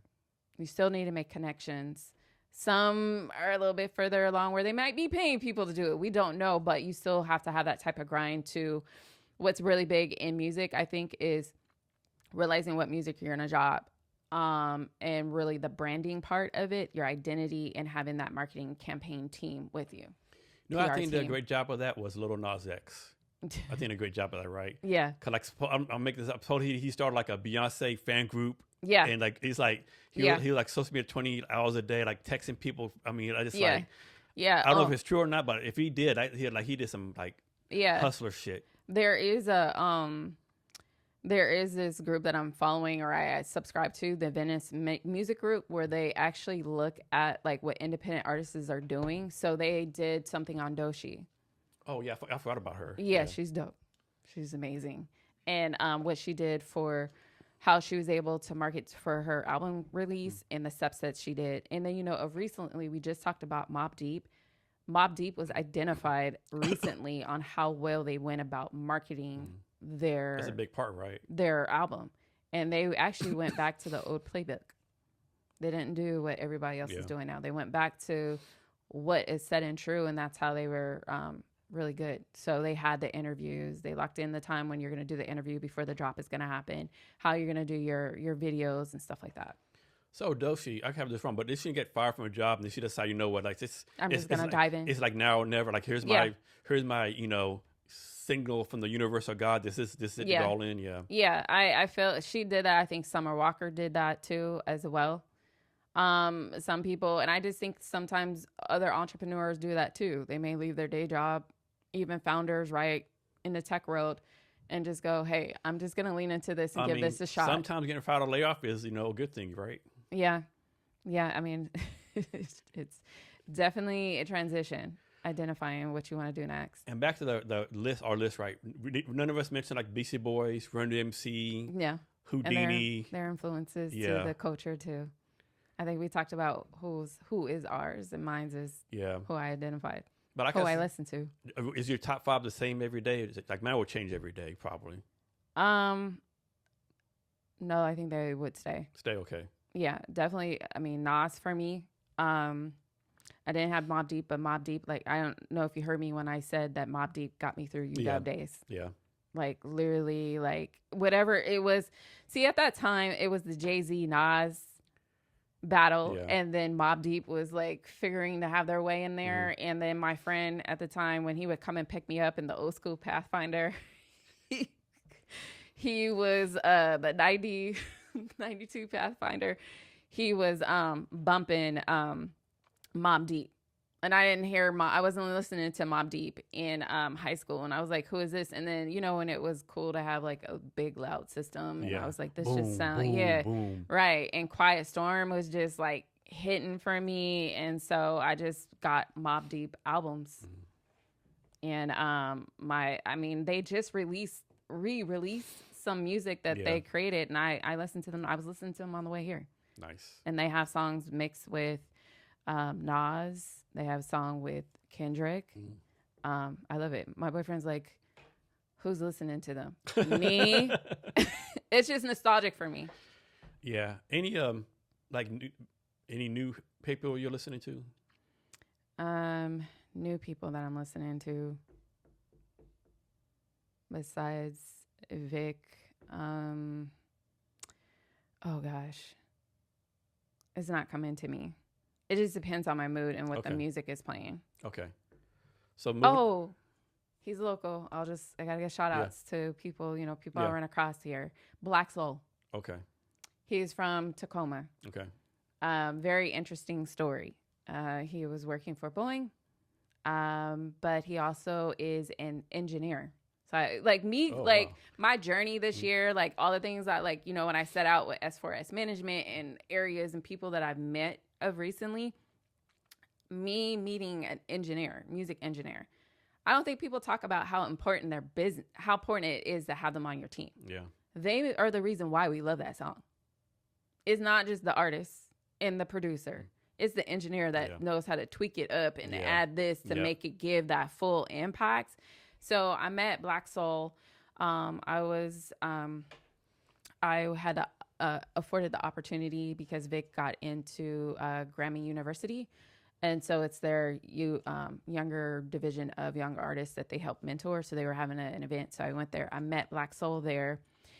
He told me about his story, and he actually had an opportunity to work with Dr. Dre for a year. Nice. Yeah, he took you know how we say like people, entrepreneurs or artists is just realizing like, I just need to lean into this opportunity. He did. Yeah. And had an opportunity to work with Dr. Dre for a year. I started listening to his music. So that's who's new. And I was like, whoa, he is like Tank and himself. Like, his voice is amazing, and he's from Seattle. Seattle, I don't know if you realize, we got a lot of, like, people talk about it, but I don't know if they acknowledge it. Like I said, the hip hop scene. The breakdancing scene is major because we also have so many like crews that have been born from this area. We got rock from here, you know, we got Jimi Hendrix, we got jazz. My uncle, great uncle is an influencer. Standiford. It's not, his first name is not coming to me right now. We have that here, but when it comes to musicians and artists out there, we have producers that are from this area that are doing it, and he's one of them. Yeah, like 2 doors down from our podcast space, there's a place called Central Saloon. Been open since 1892. Like Nirvana got started there, Soundgarden got started there. All these big bands got started there. Even today, they have like 2 or 3 live music bands every night. Still today. Yeah, and it's amazing. So like my journey, I would say, is each client that I work with, I'm learning something.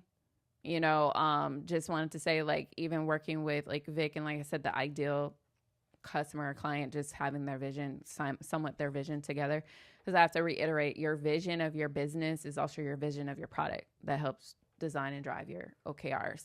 So regardless of business, whatever they're doing, product, artist, whatever, talk about the importance of all of them being like great storytellers. It's important. Even as I'm learning when I'm on like these groups and stuff that I'm with, the storytelling, even from Founders Live, like the storytelling, if you're able to tell your story about your business in 99 seconds and it's impactful, like, that's amazing. When you do commercials are typically 30 seconds to get their point across. So absorb that.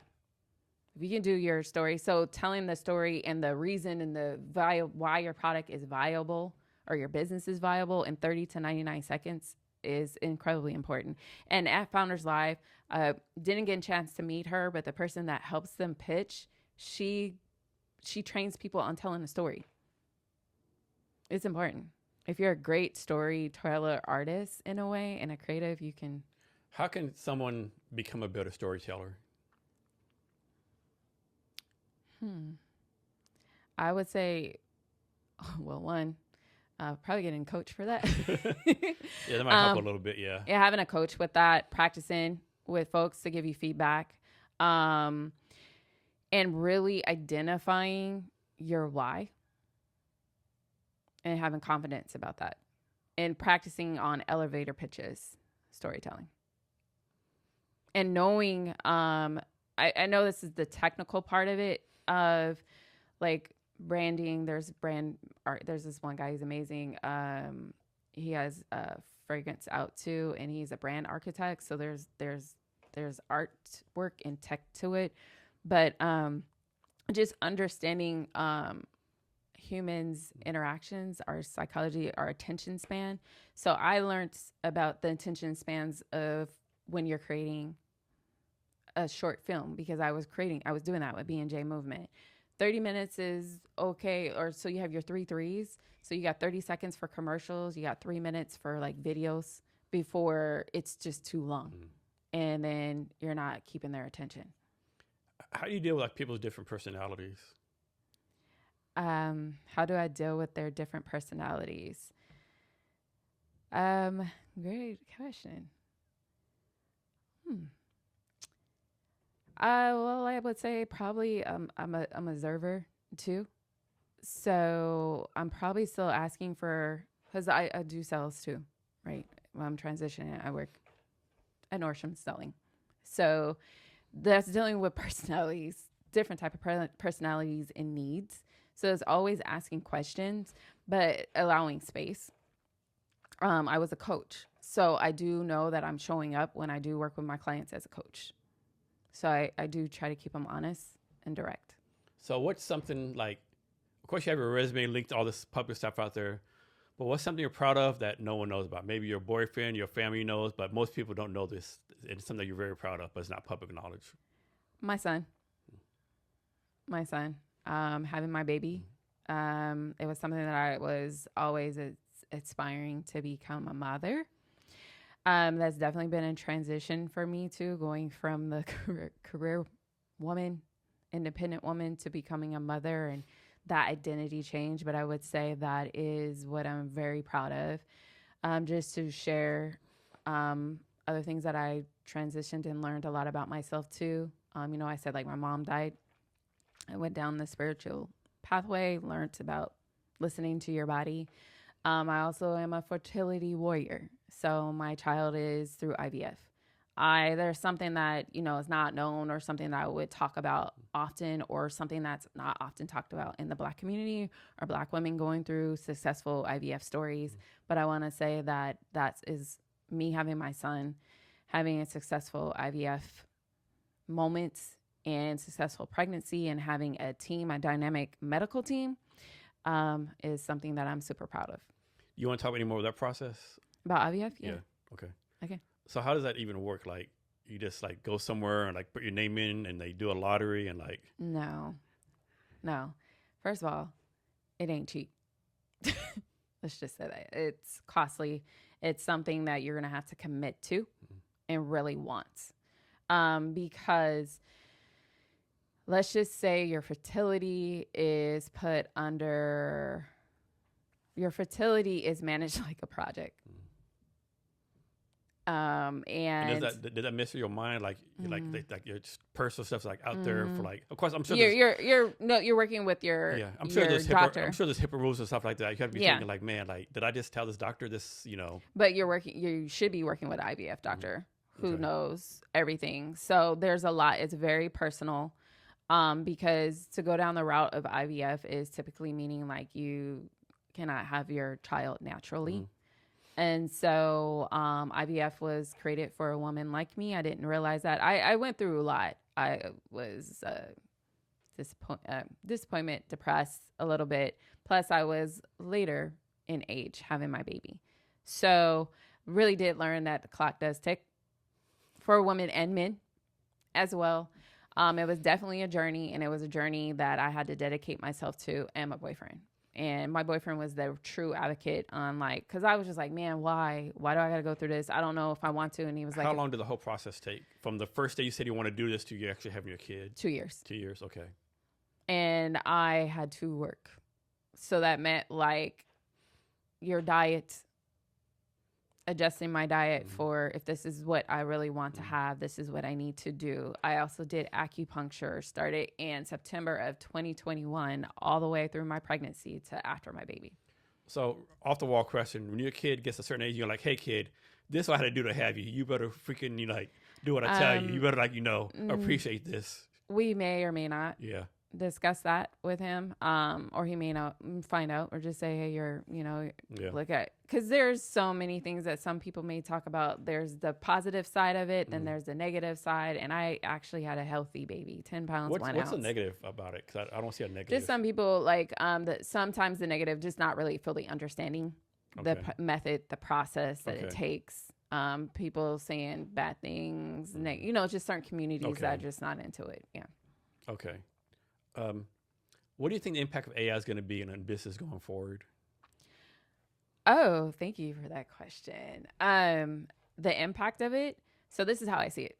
And I stepped my toe into it, right? Or my toe was in it. But I went to an AI discussion in February.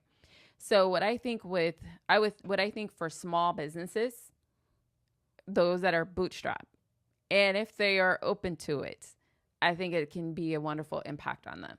Say they don't have enough to afford for the strategist. I created a ChatGPT, Rosie, that I'm working on to help them navigate and create OKRs. They don't have to do it manually. They can go somewhere. I just think that it's good for a small business to AI being a thought partner and or be able to delegate a task to the AI agents to go do something for them at a cheaper price than an actual person if they cannot afford the person. But I still feel like they need to know what they want. So you have the agents out there that are doing social media content. That's a lot for a small, like we were just saying, it's a lot for a small business to manage. Like, I need to upload content 3 days out of the week. You can do your content and have the agent go do it. So I think it'll work wonders. I think when I use it, I'm able to produce documents that typically would take me longer in 50% of the time and more and double it. So I'm excited about it. I'm definitely excited about the agents. I can see the fear behind AI in some cases where some jobs that you do a lot that, are tasks that are done all the time may be removed. I can see that fear, but you always, you still need, right now at the maturity of it, you still need people to do it. So how do you deal with people that maybe like they're like, okay, all this tech stuff is good, but I've been using Google spreadsheets since 1989 and I'm not changing it, right? How do you get them to be more tech advanced, so to speak, if that question makes any sense? Did you see me close my eyes? It was, oh gosh, spreadsheets.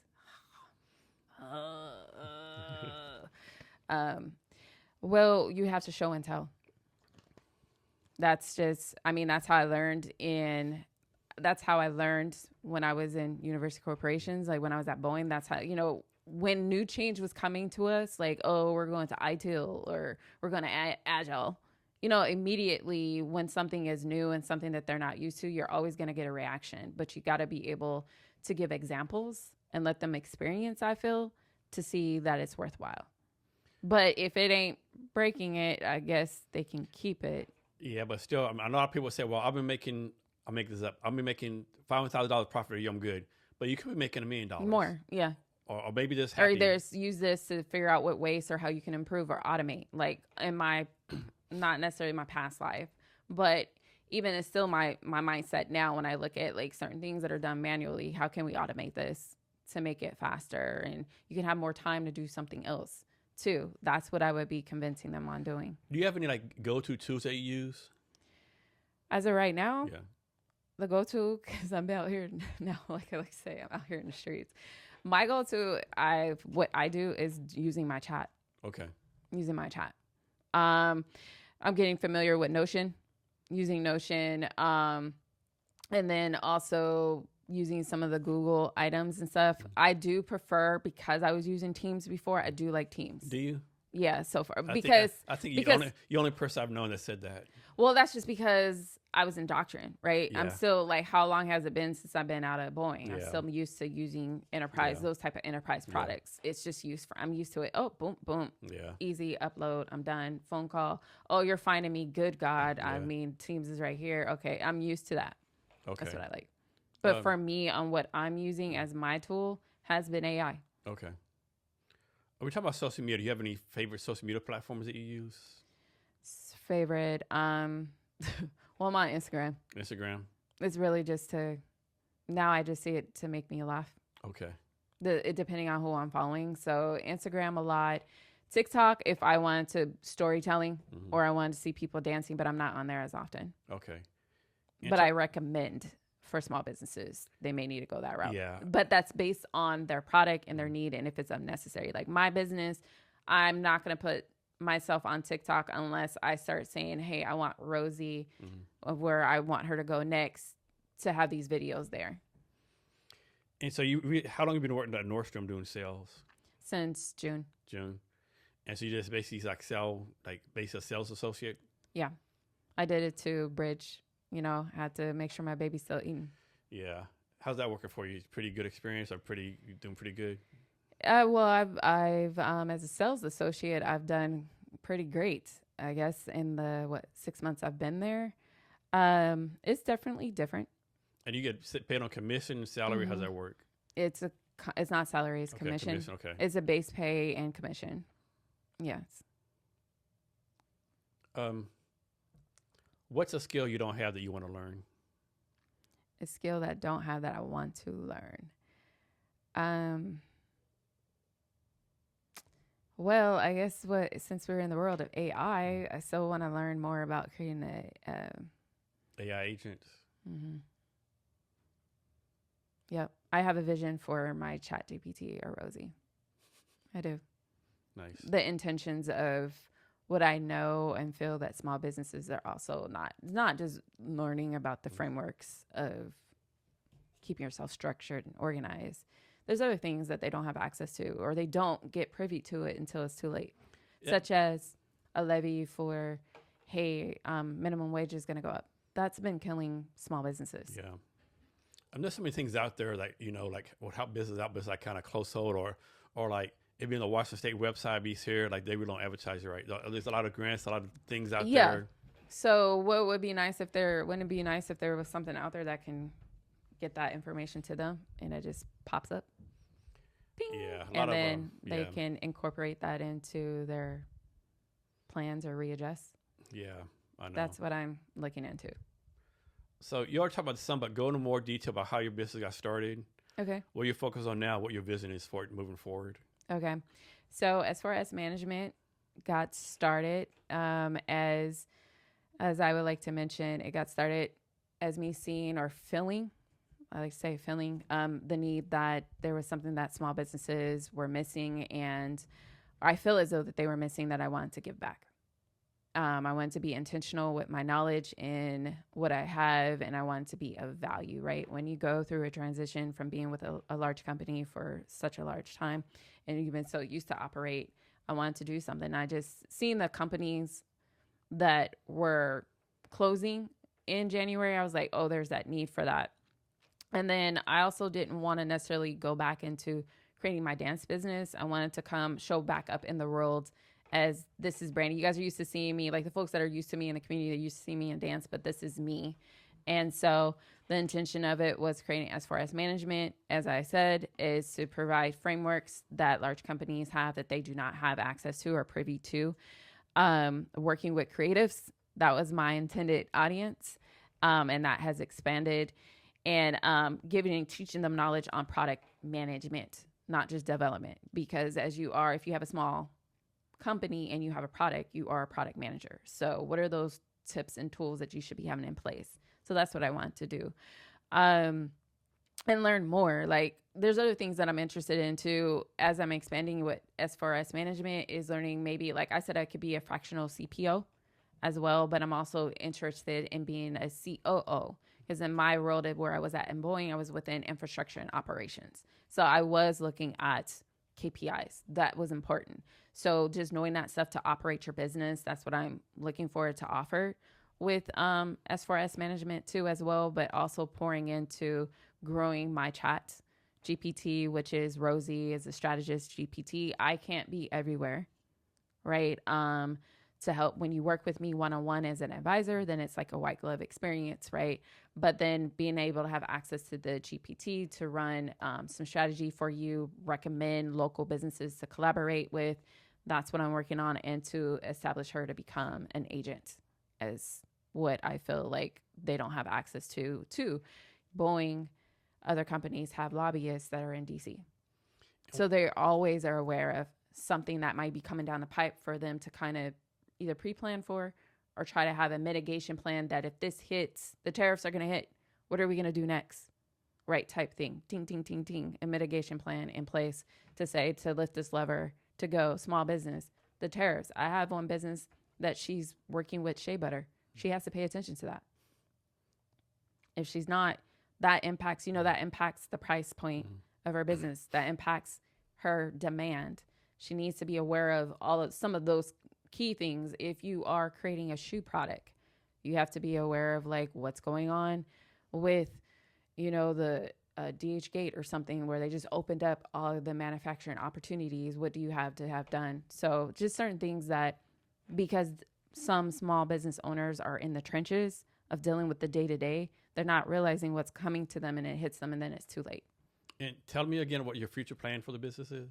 The future plan, the one plan that I do have is for my chat GPT right now it's just in the sandbox stage, I would say the discovery stage of just being the GPT. I have not quite launched her open into OpenAI. She is within OpenAI to like review the consumption, but eventually that becomes an agent at a price point that could be affordable for a small business owner to go and do things that like lobbyists are like to be able to crawl and find information that they can have to help them plan in advance. So talk about this real fast. Like I know in the tech world, we talk about the MVP, right? You do the MVP, you do all that stuff. But I don't think I realized everyone needs an MVP, right? For example, like I remember it was like Dave Chappelle was on his coming on their show. He was talking about, you might see my big comedy special, but if you don't realize like he said, I've done like 50 small comedy shows before then. Like everything's refined, even with songs, the fine tuning, like top one of the points of everyone having some kind of MVP process.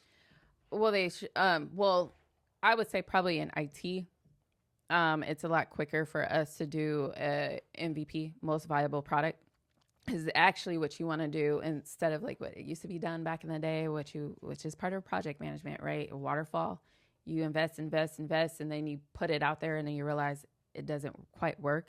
So having an MVP, like basically getting your vision, getting what you want out there, getting your team, and just getting some viable product out there for you can get consumers to test. You'll get that feedback to know, oh, this feature works, or what the next enhancement that we do want to have in place, or the feedback that is to create an enhancement for that product to go forward. So typically in a world where you have the funding, that MVP can be done probably sometimes within a quarter, or like, like places like Microsoft and Amazon and Google, they are pushing stuff out a lot faster. Where I came from, it may take a little bit longer. And so, but even for those that are founders, you probably would like to, I would suggest probably have your MVP within a year, if not less. And what's your goal for your customer right now? My goal is for them to sustain. Mm-hmm. Do you have like any metrics? Like you tell them, hey, you need to increase this by this percent, decrease by this percent, or like yeah, but each business that I've been working with are different. So right now I have 3. So I have the sneaker dry cleaning business. That's a different than somebody that is a musician, artist with a clothing line versus somebody that's creating spa, like a beauty and spa product with shea butter and stuff like that. So it's different. But what I would have for them, it's also based on, I don't say, hey, you need to have this metrics because I'm their advisor. I'm not necessarily there because I'm an advisor. What you want, I give you advice. This makes sense or not. If I don't, I'm not being the best advisor if I'm not being transparent with them. So I try to say whatever it is that their goal is, and I hold them accountable to what they're going to meet. And then I may say, hey, like we're looking at doing a subscription model fast. Once I finally was able to see that there are certain things that were missing, like your infrastructure, inventory infrastructure needs to really be in place so that you can have a real effective subscription model. We might need to pull it back and have you start with something smaller like loyalty. How about this situation? Like, suppose you're advising a company in the future, right? Mm-hmm. And you recommend 10 things, and they do direct opposite 10 things. You be like, okay, like I might be the best advisor for you. Keep doing opposite things. How would that work? So they do 10 things opposite of what they what do you recommend? Yeah, what they said they wanted to do. No, you tell them 10 things to do. You advise them 10 things, and they do a direct opposite each time. Like every time you tell them to do something, they do the opposite. You be like, okay, I might be the best match for you, or yeah, okay, yeah. But see, it goes back to what my method is. It's all about what you want to do. It's what you want to do, what your goal, your objective is, and we're going to put that on paper, and we're going to put the rubber to the ground and see if it's working. Then from there, I'm giving you actual advice on what I'm seeing, because that's what I should be doing. Now it's on you as the business owner to accept the risk of whatever I'm saying that you don't want to do. So your first customer, or take. Your first customer you already knew already. Mm-hmm. Like, is that your plan moving forward? It's like work with people you already knew. Like, how are you going to do your marketing, so to speak? Not necessarily who I already know. So my marketing with that is working with this, but working through right now, I've also partnered with with Densham, a CDFI. So I am going to be teaching this next cohort that they have. We selected a group of 10 small businesses within the Seattle-Tacoma location to get them retail readiness. So through the cohort, that's how I'm able to acquire more clients through that partnership with Densham. Plus, they also have this. I've been a part of their pit crew. So it's something that they're creating. The ideal is like, say, hey, they got a small business. They give loans to small businesses and they need them, right? And they may need help with operations, efficiency, something to maintain the loan that they created. So they got a group of SMEs together, different backgrounds, to come tag team and get them through the pipeline. So I was part of that advisory, and through working with Densham recently, that's how I think what I'm planning to do. I'm glad you asked that, is to work with groups like that. CDFIs, that's my next steps. Other groups that work with small businesses that I can be in there to work with them that way. So you already kind of answered this throughout the talk, but I'm sure there's several hundreds of people doing the same thing you're doing, right? Why should someone pick you to work with? Why should they pick me to work with?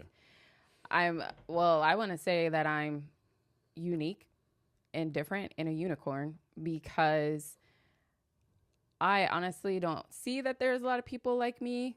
What I would say, there are strategists, right? But my background from one strategist is going to be different. They may be come from a operation background, but mine is from IT. And the fact that I'm willing to take the leap and translate my IT background into retail, into music, into bar soaps, or into a restaurant is different, in my opinion. Okay. In my background, I was a choreographer, so I spoke with Sean Good and how he likes to put it. I like to orchestrate and get things organized for you. So you use the term unicorn a few times. Mm-hmm. Why that your term? Because I'm unique.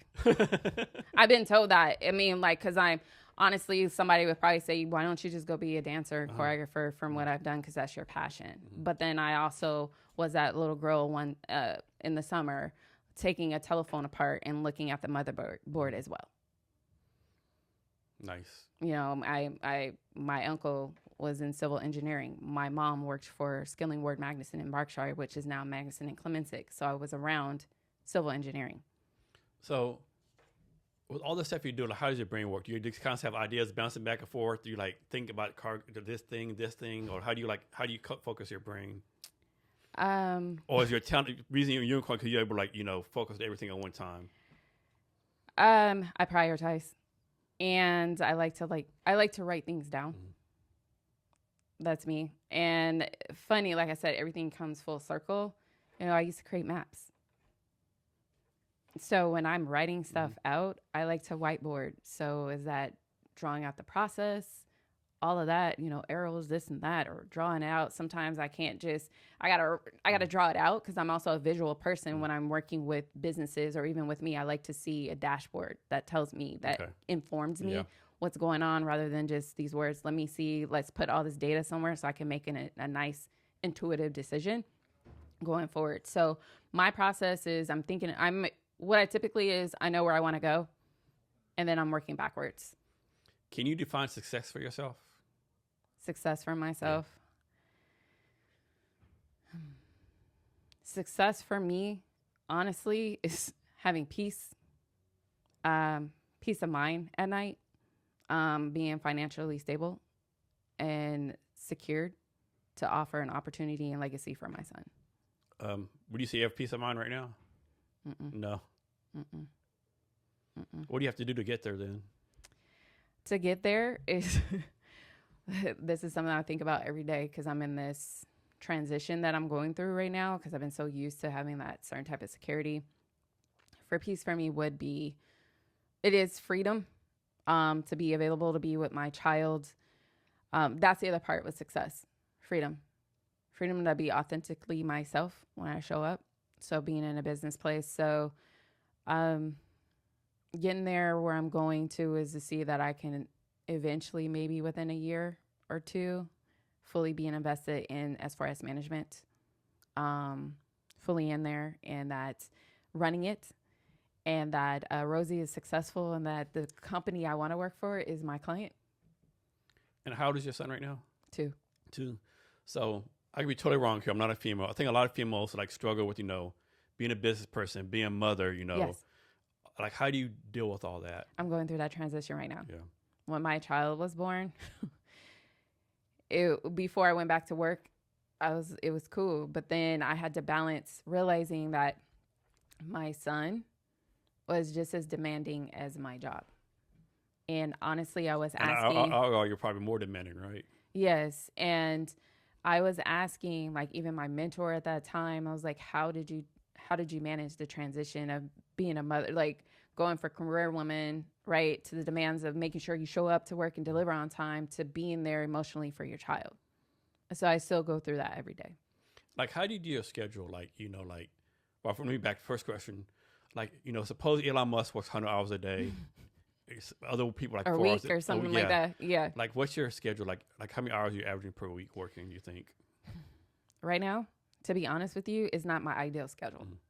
My ideal schedule is to be working Tuesday through Thursday, right? And I had Friday through Monday off. And 10 to 6, or starting my day at 10, because I have to take my child to school. Yeah. I'm also a night owl, so I could probably work at night, but that's where my mind, where my thoughts are going, where I want to go next, is happening, or what I need to solve, a problem I need to solve. So ideally 3 to 4 days out of the week, typically a 9 to 5 or a 10 to 6, and weekends off. And so right now you working like 12 hours a day? Or you like taking the weekends off, Tuesdays off? Or is it so the way my schedule is, because of being a sales associate, I currently have Thursdays off, but those are now dedicated to family, but also to my business. Like, I'm finally being able to fully, like, not just do it asynchronous with my clients, but be there once again physically with my clients. I'm working to get my Wednesdays off and Sundays. So that's just a transition. I want to say, like, ideally my schedule is not what I like, but ideally I would prefer my weeks, honestly, even with my business and how to even manage it, would be about 24, under 30 hours a week. Okay. And being an advisor, you can do that. Yeah. Because I'm not, like, if I was consulting and taking it off, right, and I may end up building a team to where that's what we're doing. But being an advisor, I'm dealing with my clients, right? And that's a meeting with them once a week. That was my next question. It could be once or twice a week, and it could be an hour. Yeah. My next question was going to be, like, are you planning on having a team eventually or later down the road? I actually am working with somebody now, like, on things like, when I say things you don't like to do, to delegate to somebody, I have somebody working on my templates for me.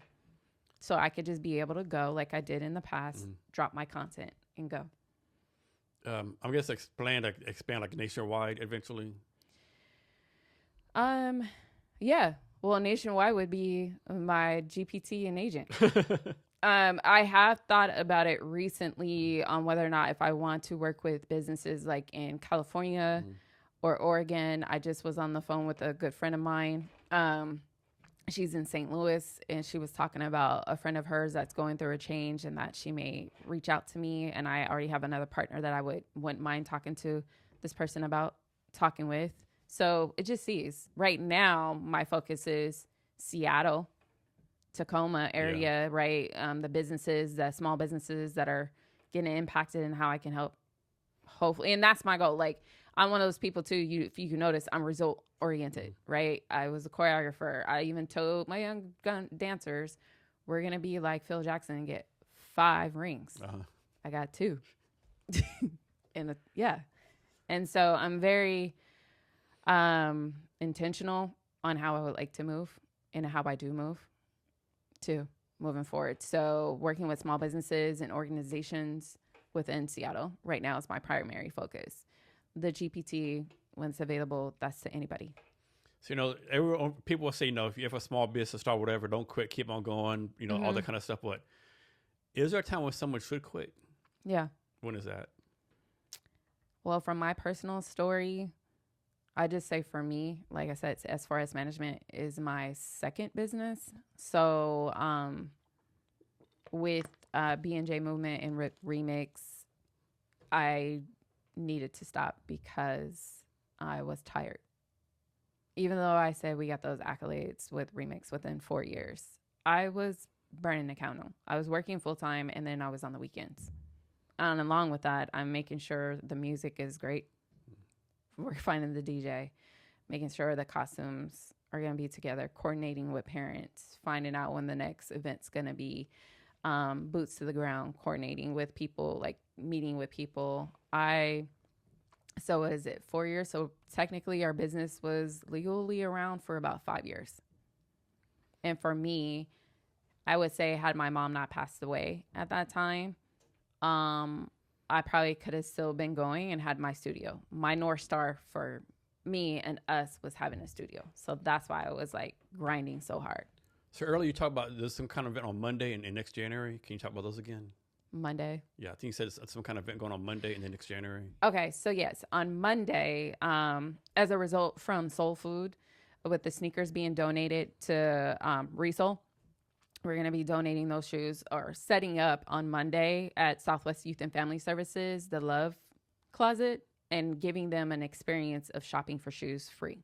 So instead of just having the experience to say, oh, here's the shoes, we done did it, yay, giving an actual experience. So that's happening in Monday. And then also in January, the second site of Southwest Youth and Family Services being at West Seattle White Center CDA unit that they have. They're going to be having an opening ceremony January 24th and 25th. And you have anything else going on next few months you want to tell people about? Yeah, me being the cohort lead for retail readiness, which is being put on by Dencham.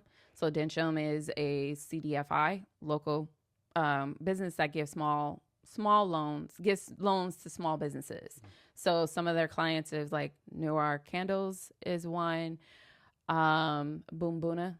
They've helped them out too, as well. So they have a reach. They have over 100 clients, and right now, just from their experience and what they want to do, and we align. Like whatever they say that they want to do to help the community, they've done. They've helped me with my business by giving me, my first dollar or whatnot. So that's what I'm working on. It started yesterday, and the cohort goes to starts from now to May. They're going to have 3 marketplaces, so people have an opportunity to come see the vendors and small businesses that I'm helping to teach to get ready for either expanding their business, if they're in a brick and mortar, or preparing to position their product to go into a brick and mortar, so that the next actual marketplace is next Wednesday at Boom Boona. And the other ones they have in February, and in May is going to be at the CD Art Walk as well. So, and Resole is one of the places where they'll have some of the vendors at. Have you ever done one of the Boom Boona's coffee ceremonies? No, I have not. I haven't either. No, I know the one. I know it's like fucking 20,000 hours long. It's like a real long process. Yeah. I've always meaning to go, but yeah. Yeah. So Dencham, like we say, you meditate, you have a vision. Meditation is also, synchronicity. Some things just kind of happen. Dencham is one of those. And I guess my ideal partnerships with those other businesses is hoping that they align to what they actually say and do, because that's me too, as well.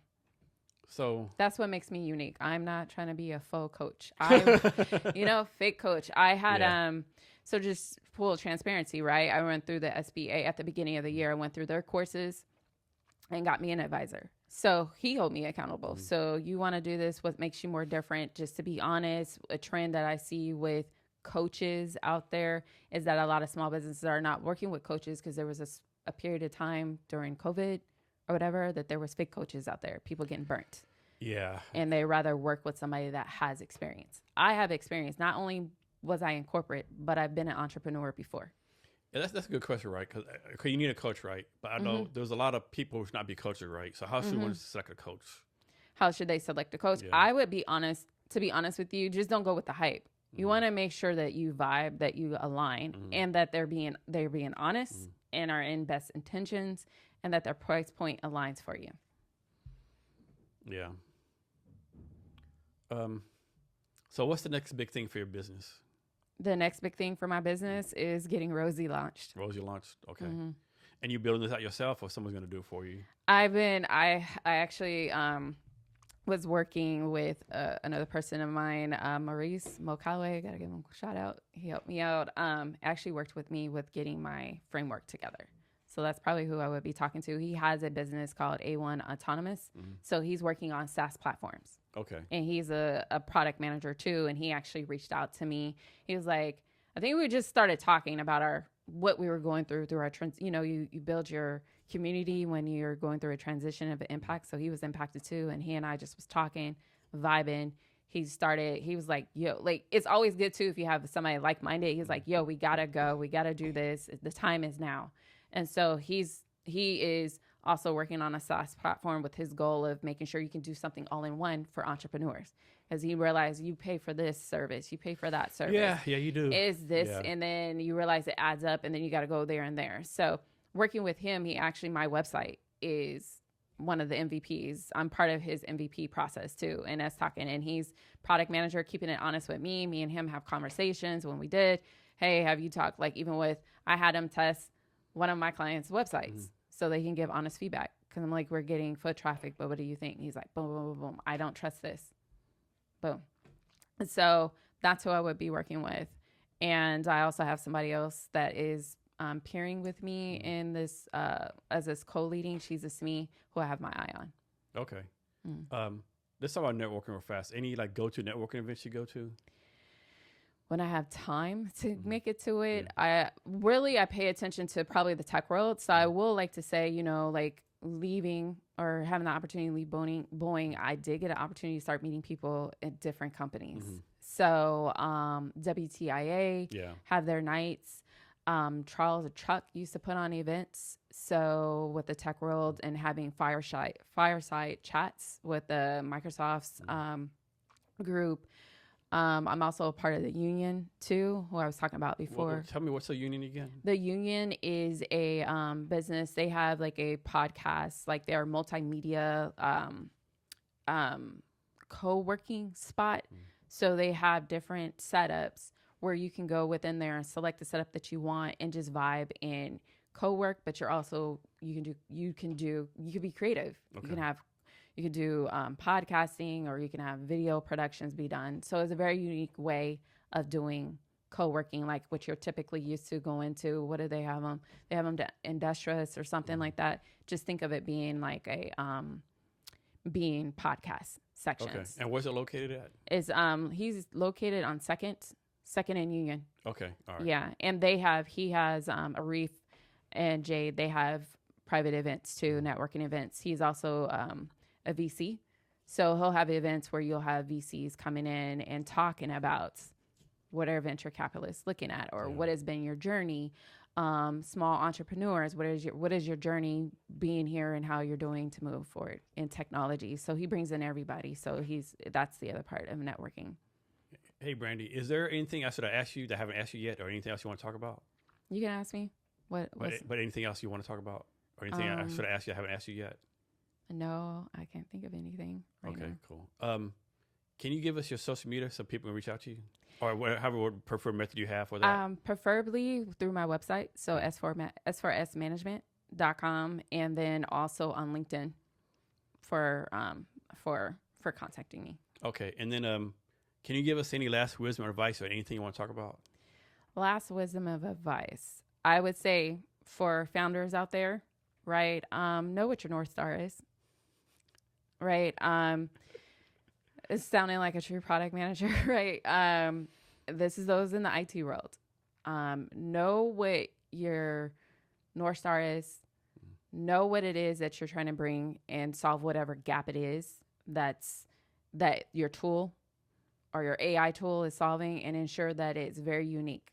I would like to say what I've learned from a VC is it for them to invest, it has to be something that is world changing. And him telling me that, because I was interested in like, well, if I'm investing as a product manager, strategist / advisor, if I'm people that I'm working with, likely I'm invested.